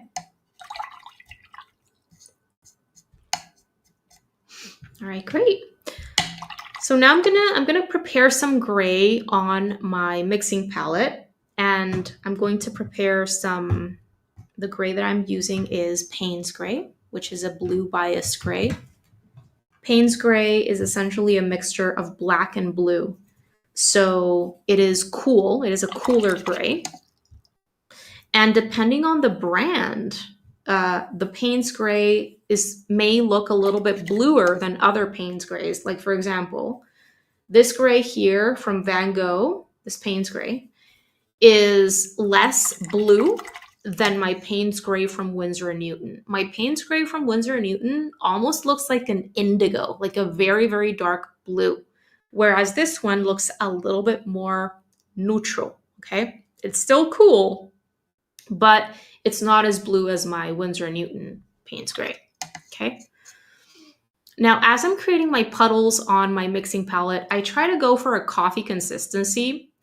However, as you saw, before using these colors, I'm watering down a section of that puddle so that I can go in with my paint in a more translucent, watered down state and then build on that. Because the thing is that if you go on the right, especially when you're working on dry paper, if you go in with a milk consistency or even coffee consistency and you just cover that shape up with that consistency, you're likely going to create you're starting with a darker midtone, and then you're missing the lights. And that is not helpful, because you need those lights and those sections where the paper is shining through, in order to arrive at that glowing watercolor look and more of a sense of dimension. Okay, great. So I think, should I continue using the same brush? I think so. I think I'm going to continue using the same size 6 brush to paint in the icing on the ground, especially because I have to work around the gumdrops and the tree and all these pieces of candy. So I'm going to continue using my size 6 round brush, water down a section of my puddle here along the edge. And then all I'm going to do, because here's the thing, when painting white elements, white animals, whatever it is, you have to bring in even more of that white paper and leave more of that white paper unpainted, because the white paper is going to help you create that white color that you're wanting. When we're working with watercolor, there is no white. We don't need white paint. Why? Because the white paper is taking the place of the white paint. And so we need to just plan for highlights in those white areas, or make sure that we're using our paint in a more watered down state, so that the color is thinner and lighter and there is more of that white paint shining through. Okay, so having said all that, let's go ahead and paint in some light gray values in the icing here and there, just to create kind of an irregular look in the icing while still maintaining plenty of that white paper. Okay, so what I did here, I just painted in a few very light shapes with my gray in a very watered down consistency, more of a tea consistency. Okay, I painted in some abstract irregular shapes, and then I removed that gray from my paintbrush bristles, and I'm softening edges of those shapes, kind of pushing and pulling that color that is already on my paper and really softening it with my brush. Okay, while making sure that I'm keeping plenty of that paper unpainted with no gray in it. Because if I just go in and cover up my paper with gray, it's going to look like a gray shape, not like a white shape. But I don't live in a place where we have snow, but Um, if you live in a place where snow falls on the ground and it has a chance to like collect on the ground and you have mounds of snow, right? It's not, you'll know that it's not flat. There are mounds of snow. There is a regularity throughout that snow. And that is exactly the effect that we're trying to create by developing these values. You create a sense of irregularity in the snow, okay, by adding in some values. If you just leave it flat white, it's going to look like flat white shape, okay? It's not going to look like snow. Once you have created that light gray value, that lightest gray value, if you want to pop in a little bit of darker gray, taken more from the center of your puddle, so more of a coffee consistency, you can, to develop at least a couple of gray values on the snow. As you build your values, that starts creating a sense of dimension, right? There are certain sections where my paper is already starting to dry, okay? So I'm just softening with my clean and only slightly damp brush wherever I want, but always, always making sure that I'm not going overboard with the softening and the correcting, because again, it's very easy to arrive at an overworked result when working with watercolor. So less is more, and try to allow the paint to do its thing. Don't correct unless you actually have to. And if you are going in, do it minimally, very, very gently, and with a clean and only slightly damp brush. Don't go in with too much water in your brush when the paint is drying or settling, because what happens is it creates backgrounds, okay? When I have paint that is drying on my paper, say it's damp, okay? And I go in with too much water slash paint, or water and or paint on my brush, all of that liquid is going to travel down the bristles of my brush, and it's going to push the pigment that is drying out, and it's going to create a swatch. So if you do go in and do some gentle softening while the paint is still wet, make sure that you rinse out your brush and you dab the tip of your brush on your absorbent towel so that you're not going in with too much paint, okay? And the more you paint, the easier it becomes for you to tell how like wet your brush is or how dry your brush is, because you can feel it. Like it, the more you paint, the easier, the more you understand how things feel when you're painting, and you start doing those things intuitively. And it all comes down to practicing and experience, okay? But what I can tell you, what I can offer if you're just getting started with watercolor, is always consider the amount of water in your mixtures, on your paper, and in your paintbrush bristles, because the different amounts of water that you have in those three things as you're moving forward in your painting process all have an impact on the effects that you create. Okay, great. So moving on from there, let's paint our little tree. And for the tree, I will be creating two versions of green. Okay, let me move this. Well, actually, I'm going to use my gray for my darker version of my green, so it's okay if they mix together. I'm going to create a slightly darker version of my green by mixing in some of my gray into it. I'm going to swatch this out on a scrap piece of paper right there in a moment so that you can see what this looks like. But it's the same idea. I want to prepare at least a couple of different colors so that I can quickly develop a few different values as I'm painting the tree. So this is my first green, plain sap green. And my second green looks like this. See the difference? I've just added in a little bit of Payne's gray into my green so that I can go in with a slightly darker version of my green into shadow areas, pop some in there here and there loosely, and develop a sense of dimension in the tree. Okay? Awesome. I think I'm going to switch on over to my size 3 brush for the tree. prepare my brush by swiveling my brush in my container of water. And I'm going to start with the lighter color, okay? Water down a section of my plain sap green. And I'm going to go in, I'm just going to paint the entire tree, making my way around the candies. And as I make my way down, I'm going to start dropping in the darker green. However, I make sure to remove the darker green, especially from my paintbrush bristles, if I want to go back to the lighter green. Because if I don't, I'm just going to start painting a very dark tree, okay? So I remove that dark green from my paintbrush bristles and I go back to my lighter green.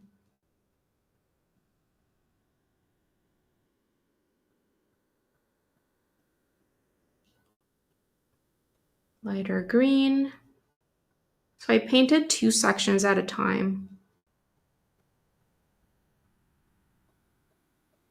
And if you leave little teeny tiny sections of paper unpainted, they just end up looking like highlights, which can be really nice. Adding some shadows. And remember that you can always do lifting. If things are getting too dark, you can go in with a clean and slightly damp brush, use that brush as a little absorbent sponge to remove some excess paint from areas and reveal more of that paper under the paint. I think my tree has become a little bit too dark, so I remove that paint from my paintbrush bristles and I'm going in to do some lifting while the paint is still wet.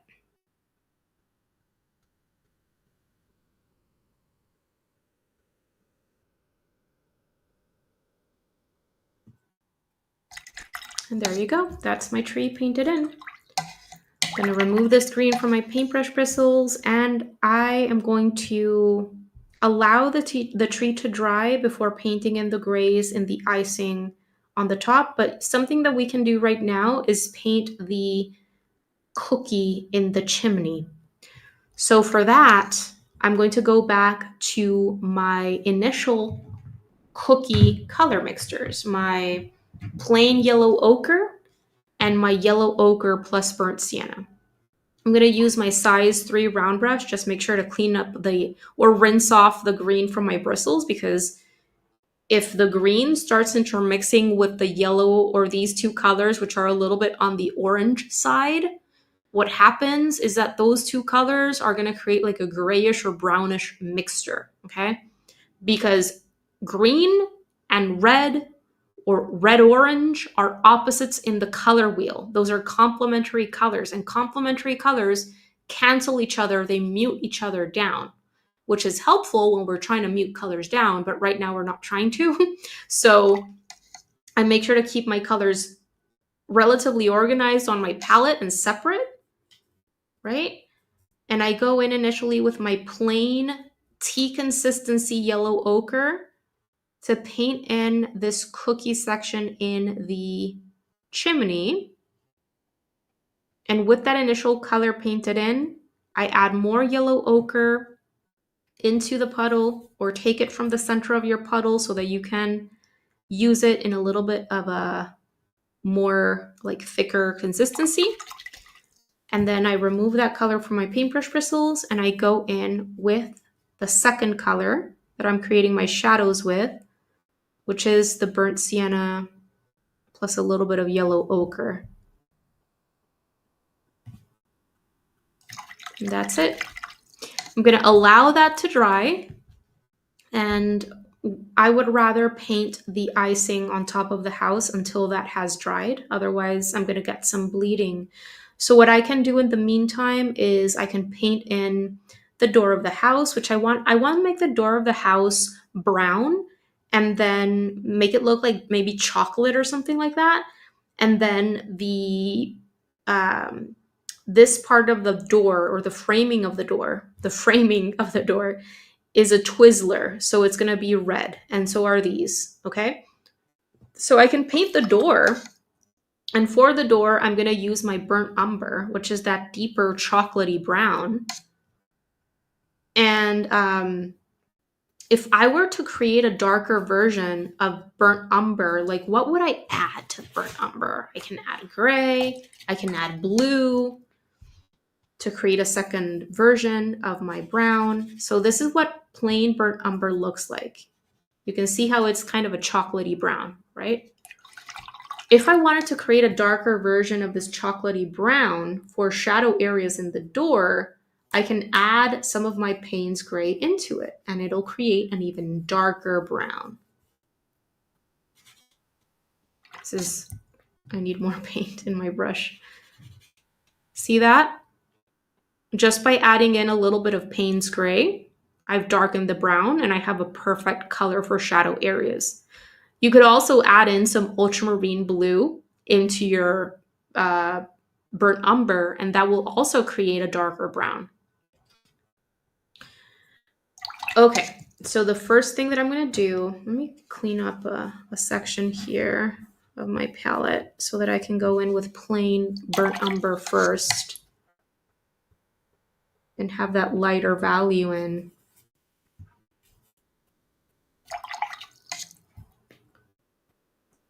Tea consistency. And I'm just painting that in, trying to avoid the little door handle. This is my size 3 round brush still, by the way. See how light that brown looks because I'm going in with my plain burnt umber in a tea consistency. Then I add a little bit more burnt umber into the mix, thicken it up, apply more burnt umber, but in a way thicker state right now. You can see the difference that just adding more paint does. And then if I want to create an even darker color for my shadow areas, I add the Payne's gray into the burnt umber to darken it. And I can apply it just in shadow areas.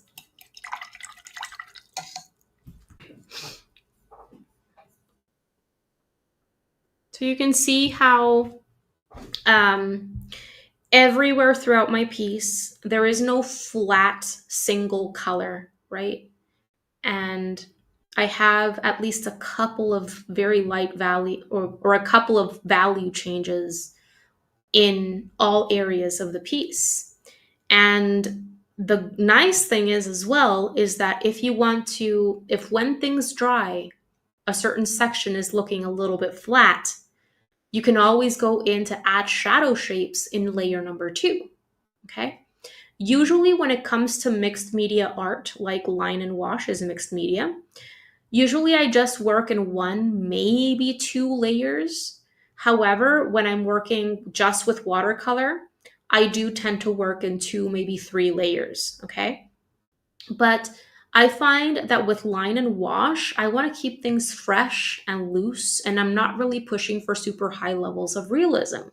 However, there is always the option of working in 2, 3 layers and just adding in a tiny bit more detail, texture, definition, pushing the contrast in a second layer, okay? Or even a third layer if you really want to, but I would advise keeping things fresh and loose and just adding more detail wherever you actually need it.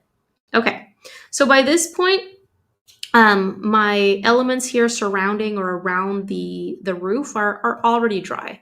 So I think I'll be safe. I'm going to switch on over to my size 6 round brush again because this is a larger shape. And for the icing on top of the house, it's exactly the same idea as the icing down here, where I want to go in with my Payne's gray in a very, very watered down consistency and leave plenty of that paper shining through unpainted, okay? So I need to clean out a section here because this is dark green. I don't want my icing to look green. Let me move my palette back up so you can see what I'm doing. And I'm going to go ahead and take a little bit of Payne's gray, add it to my palette, a little bit of water into a little edge of my puddle to use it in a very watered down consistency. And the way that I drew those icing sections, um, what I was trying to communicate was a little bit of overlapping or bumps going on in the icing. And so it would make sense for me to create shadows under what I consider the where the bump is, creating a shadow on the layer underneath, if that makes sense. So I just went in to paint a light gray shadow shape, and then I softened the lower edge of that shadow shape. Same thing here. Painted in a shadow shape and then soften the lower edge. See that? And I'm just going to add a little bit so that because I consider these parts that I did not create any shadows or grays in pretty large, and I don't want to leave them completely flat. So I'm going to create a little bit of shadow here next to the chimney, and just perhaps little teeny tiny shadow shapes here and there. And I'm going to add in more shadow shapes to the other icing sections because they are a flat white right now, making sure that I'm leaving plenty of that paper alone. And right now, you could say that in my icing, I just have white, which is one value, and very light gray, which is value number 2. I don't want to start adding thicker gray right now here because I want more control in that area, and I want to be able to paint in my darker shadow shapes with more control and make sure that the gray doesn't like expand out too much. With right now my paint is still wet, and so whenever I want more control, I simply allow things to dry completely, and then I go in to paint on dry paper again. Okay, so I'm going to leave that alone. I did not do that on the ground because I was fine with having less control in the ground. In the ground, you can see that I already went in with a darker gray, a thicker gray consistency here and there. Why? Because this area is larger, and for that area, I was okay with not having as much control and allowing the mounds of snow, the irregularity on the ground, happen as I was moving along. But here, I do want more control. I want a little bit more control when I am painting those darkest dark shapes. I hope that that makes sense. The little icing shape on top of the chimney is very, very small. So if you want to add in a little bit of gray, just be careful not to completely cover it up. Okay, great. So now for the inside of the house or the windows, I want to paint in a gray with a little bit of a pop of yellow ochre to create the illusion of light. So I'm going to change on over to my size 3 brush again. And I'm going to prepare some gray on my palette. This is Payne's Gray. And I already have yellow ochre right here. So what I'm going to do is I'm just going to develop a quick wet on wet effect. Okay, first I'm going to go in with the gray, tea consistency. This is a little bit too dark, so I removed it. Dip my brush in my container of water and I'm softening the gray. Okay, painted that soft gray all throughout the window. I'm going to do the other window real quick. It's a little bit too dark. So I remove that paint from my bristles and I'm just softening with a clean and slightly damp brush. Remove that gray from my bristles before this dries, taking a little bit of my yellow ochre and popping it in over the gray while it's still wet for a bit of a light effect in the house.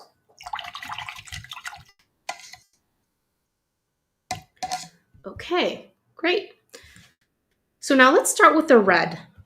Okay, I'm going to clean out a section of my palette right here, or maybe I should clean out a section in my in this section over here because my warmer colors are in this side. So if warm colors and cool colors start mixing together on your palette, Once again, you can start getting the saturated, muted colors. Not that they are wrong, they are actually very nice when you're trying to achieve realism.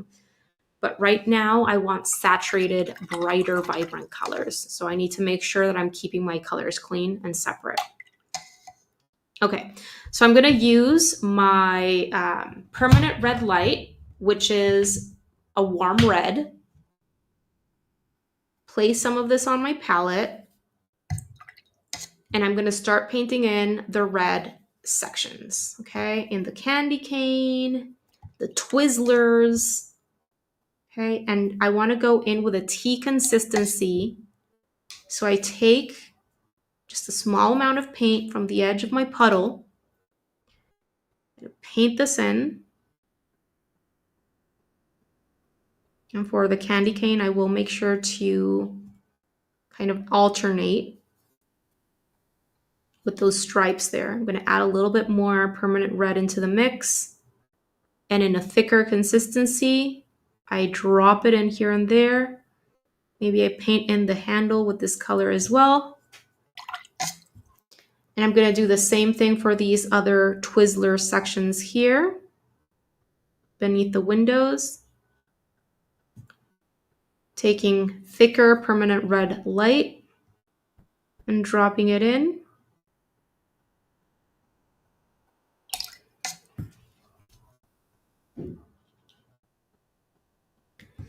And I'm going to paint the red stripes in the candy cane, starting with my tea consistency permanent red light and alternating. I want a red stripe, then a white stripe, then a red stripe, then a white stripe. And we'll develop some very light gray values in the white stripes in just a bit, adding a little bit of red into my puddle to thicken it up, dropping in some red into certain sections of my red stripes. That's it. Now, I am going to also use some red for the swirls in the peppermint candies. So I change to my size 0 round brush, and I haven't used this brush, so I need to prepare it by swiveling it in my water, dampening those bristles.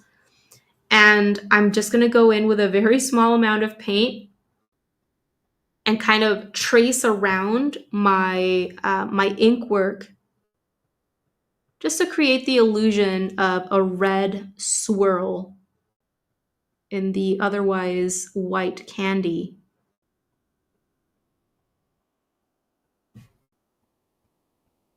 Same thing over here. Just carefully using the tip of my brush and painting over the black ink.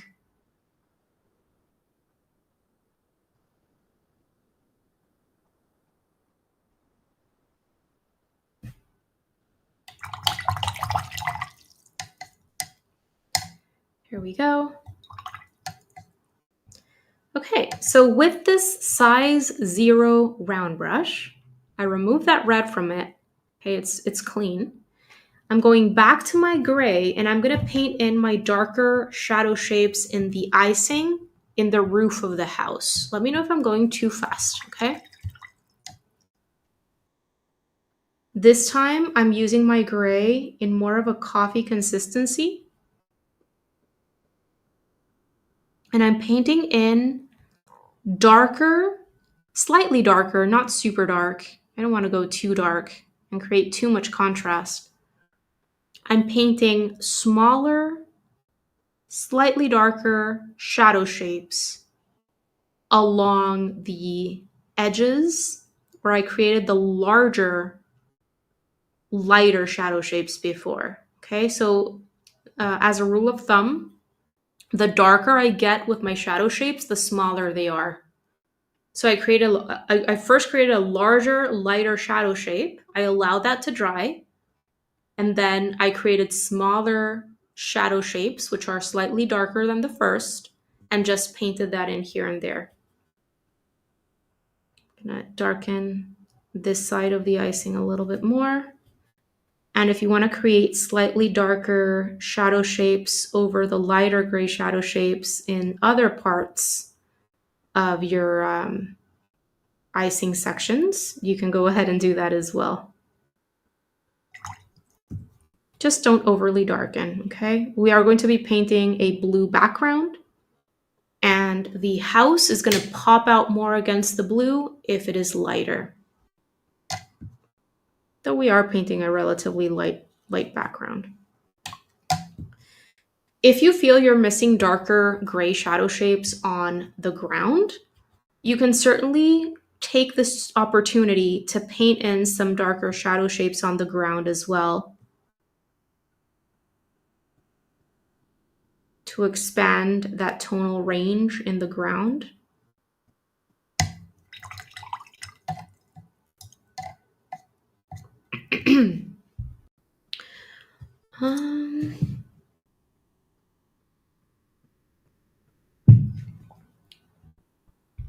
Oh, wow, thanks. That means a lot.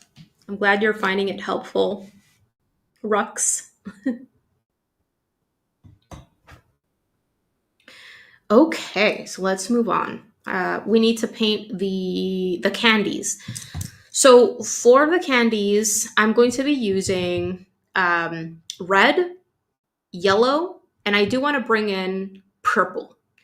Now, if you want to bring in more colors, that is perfectly fine. You could bring in, I wouldn't recommend bringing in blue because the background is going to be blue, but you could bring in pink, you could bring in green, whatever colors you want. You might even have more candies than I do, in which case, feel free to bring in a greater amount, more colors that I am bringing in. Okay, but I want to just add in a purple. Aside, I'm going to be repeating colors that I've already used, yellow and red primarily. And I want to bring in an extra color for the candies. And I decided that that extra color was going to be purple. And I usually don't have a purple on my palette. I make my purple. How do I make my purple? By mixing together, usually I mix together a cool red and a cool blue. In this case, I'm going to mix together my Madder Lake Deep, which looks like, hold on, let me swatch this out for you. It looks like this, okay? And I'm gonna mix that with a bit of Prussian blue, which is a cool blue. Let me swatch this out for you. This is Prussian blue, okay? And you can certainly combine these colors in a different way in terms of the ratios to create more of a red purple or a more middle of the range purple. I really like that. But if there is more red than blue in your mixture, it's going to look more like a red purple. And if there's more blue than red in your mixture, it's going to look more like a blue purple.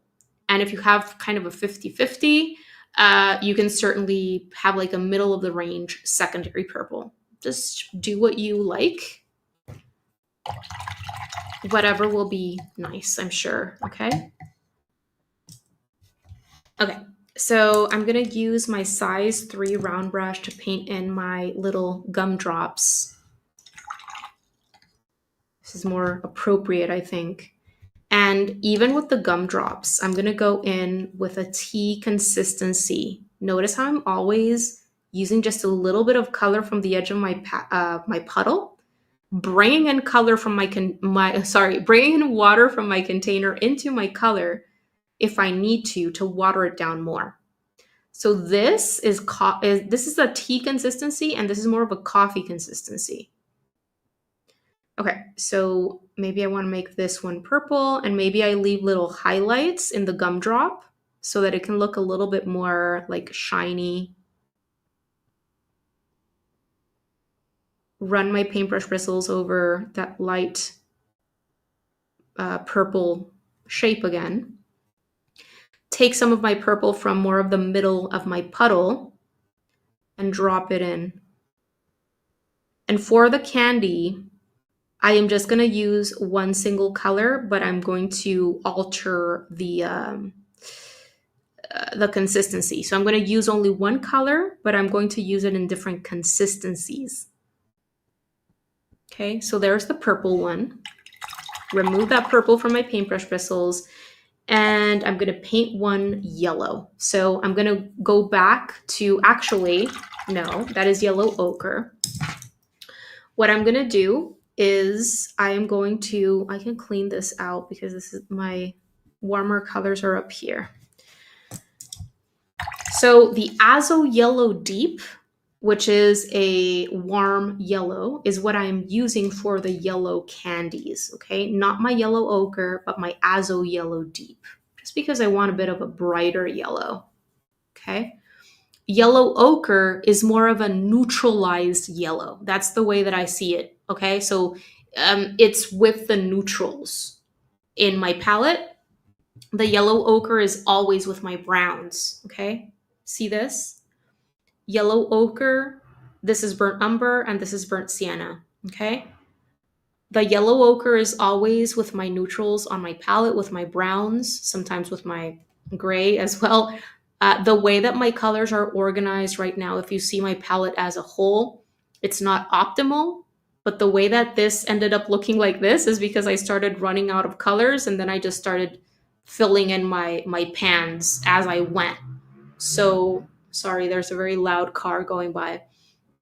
So the order of all of my colors, if you see them all together as a whole on my palette, that's my cat. If you hear my cat, um, as a whole, it's not optimal. It's not the way that I would organize my palette if I were just starting from scratch. But my yellow ochre is almost always with my neutrals. Okay, that is the difference between yellow ochre and another yellow. Is that yellow ochre is neutralized. Okay. And other yellows are more saturated, pure yellows, if you will.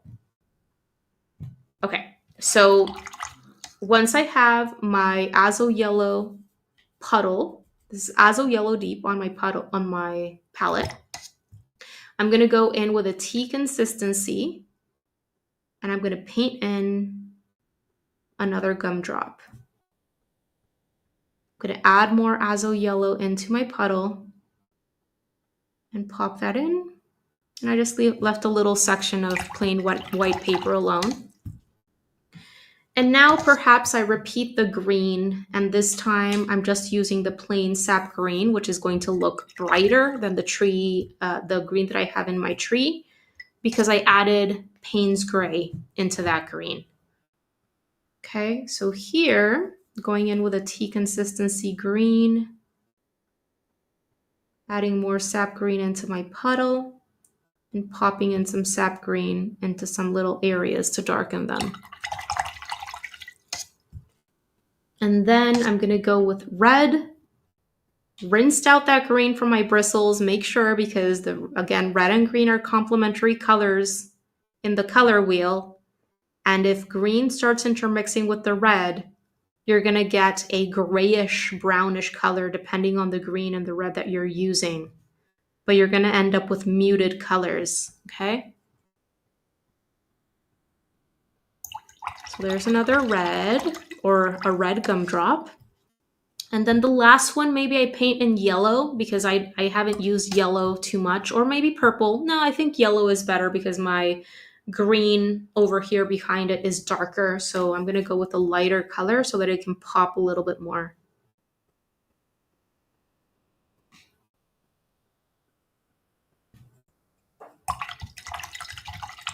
Ready. Okay. So the last thing that I'm going to do before painting in the background, oh, sorry, I'm still missing my candies in the tree.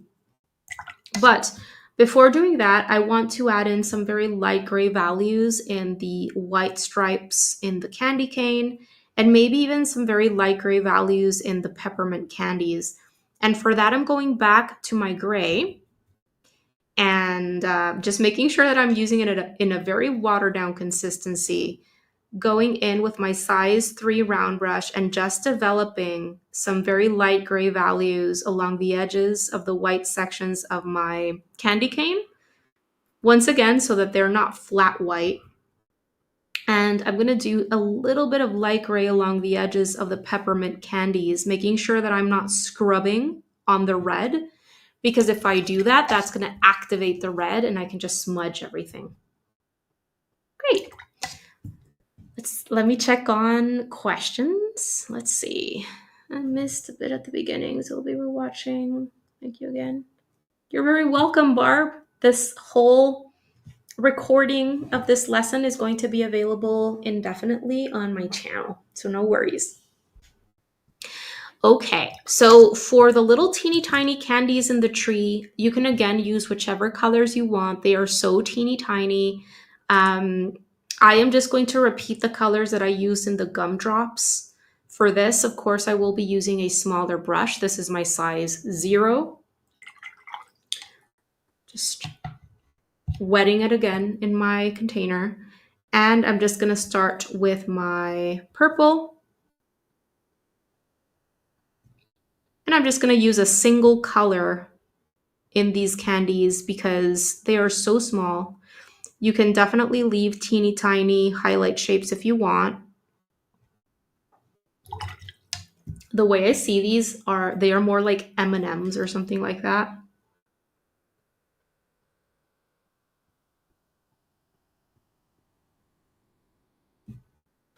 And then maybe some red.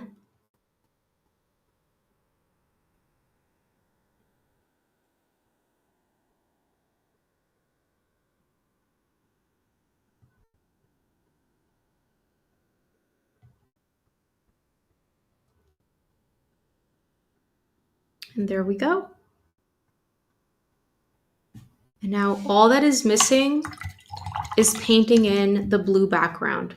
Oh, a little tip as well.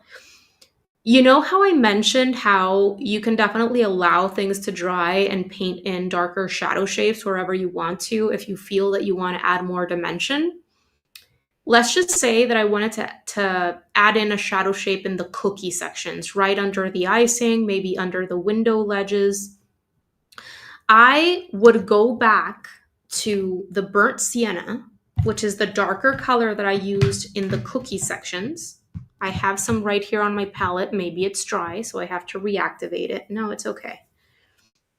You can even add in more burnt sienna into the mix to darken it more. And then you can just paint those shadow shapes in on dry paper to intensify the three-dimensional form of the house or the effect in the house. See that huge difference that happens when I paint in those shadow shapes? All of a sudden, things look more 3D, more realistic, just because I'm painting the shadow shape under the icing. So that's what I mean when I say you can certainly work in 2 layers if you want to develop detail or define sections when you're using line and wash. Maybe developing some shadows under the window ledges, maybe on this side of the chimney, you want to darken a plane, and all of a sudden it pops a little bit more, doesn't it?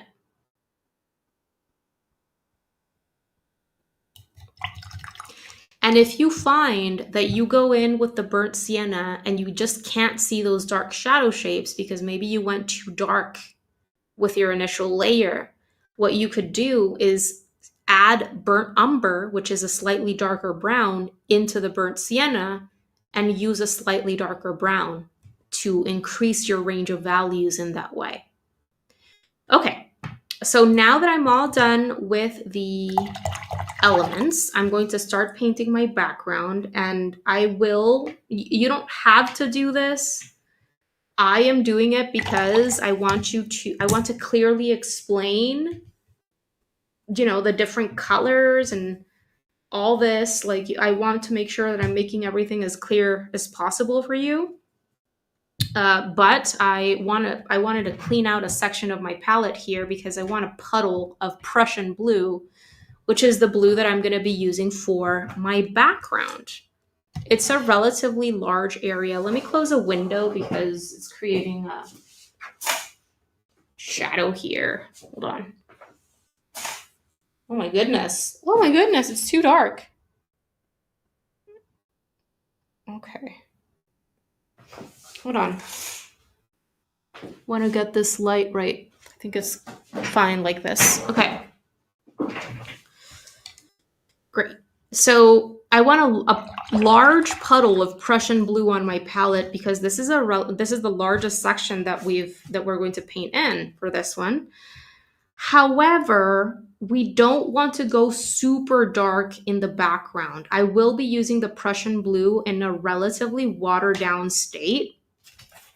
So think more of a tea consistency, okay? Because see that? That is kind of the blue that I want. So this is watered down Prussian blue, and I'm using my size 14 round brush, which is the largest brush that I'm bringing into this process, so that I can paint this fast, okay?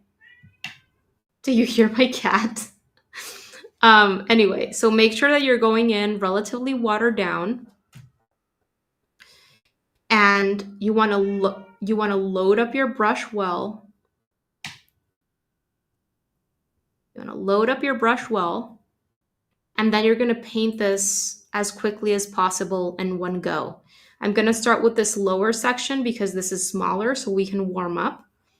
Oh yeah, but the last thing that I want to say is make sure that you're going in with watered down Prussian blue or whatever blue it is that you're using, because we're going to be writing a little happy holidays, Merry Christmas, whatever it is here over the blue background. And if your blue is too dark, you're going to need to go in with a white paint pen or white gouache or something like that. Whereas if you have a light blue background, you can go in with your black ink pen and you'll be able to read the message, okay? So there's that. Load up your paintbrush well, and then just paint in around the icing. Pick up the bead, take more paint whenever you need, whenever you feel that you're starting to dry brush or you feel like your paint is running out from your bristles, or your bristles are running out of paint, take more paint and smooth it on. And work around this organic shape that you've created for the icing. See how light that blue looks? I'm really avoiding going in and reworking. If you need to clean up edges, you can change to a smaller brush and push some of that wet paint up against the shape in the icing so that you don't have slivers of white paper shining through there unpainted. Okay, and I'm going to do the same thing for the upper section. This is a larger area, so you want to go in and paint quick. Make more of your paint, mix with water, load up a good amount of paint in your brush, and then just start. I'm gonna make my way around the tree. Another way that you can do it, if you're afraid of doing this wet on dry because things are drying way too fast for you, is you can pre-wet the entire background section with water. And by pre-wetting, you're going to expand that time that you have available to work before things start to dry on you. Okay, so if you're just getting a handle on water and brush control and you don't feel like you can work as fast, pre-wet. That's the easiest way to fill in large washes like this without without arriving at like texture and splotchiness and lines because everything is drying too fast. Usually I don't pre-wet with when I'm doing line and wash, but I do it all the time when I'm working on full watercolor pieces.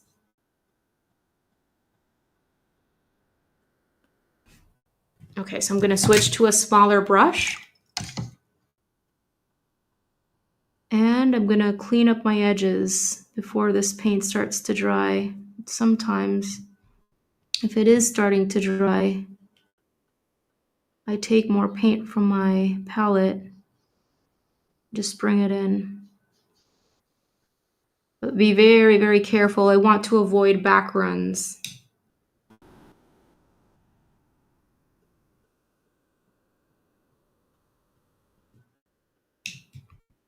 The more you go in and kind of try to correct what you've done, the more of a chance there is that you're going to like arrive at back runs and splotchiness. So I'm going to leave it alone.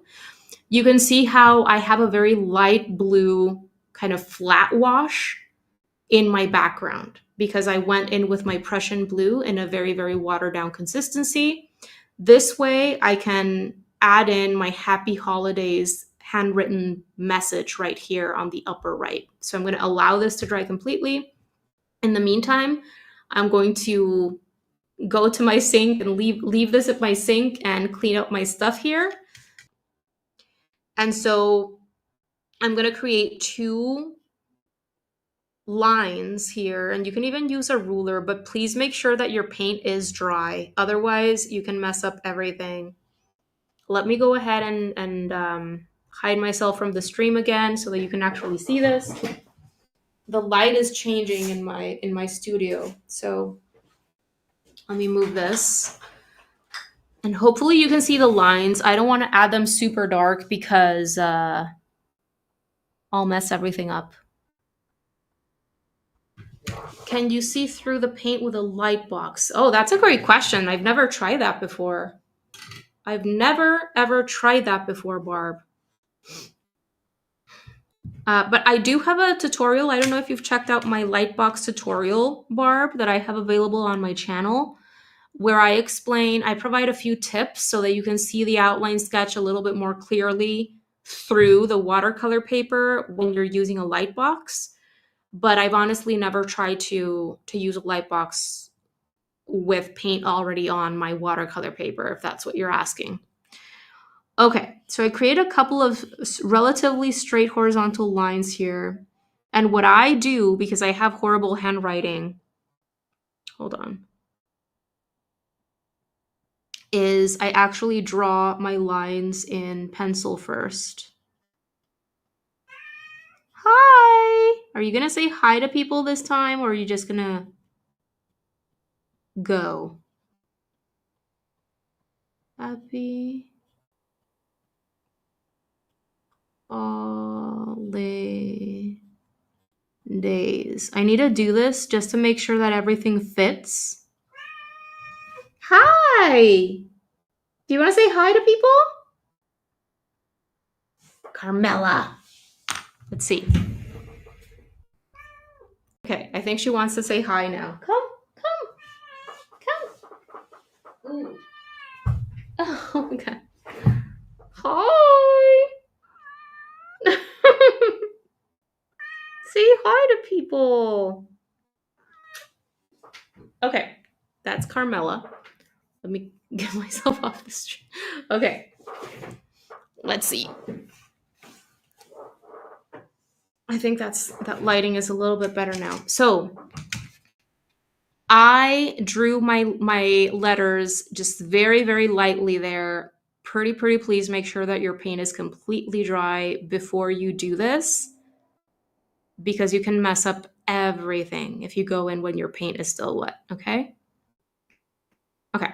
So now that I know more or less where I want my letters, and I know that my letters are going to fit, and I just did a very basic capital letter situation there. I'm going to go in with my ink pen and I'm going to use the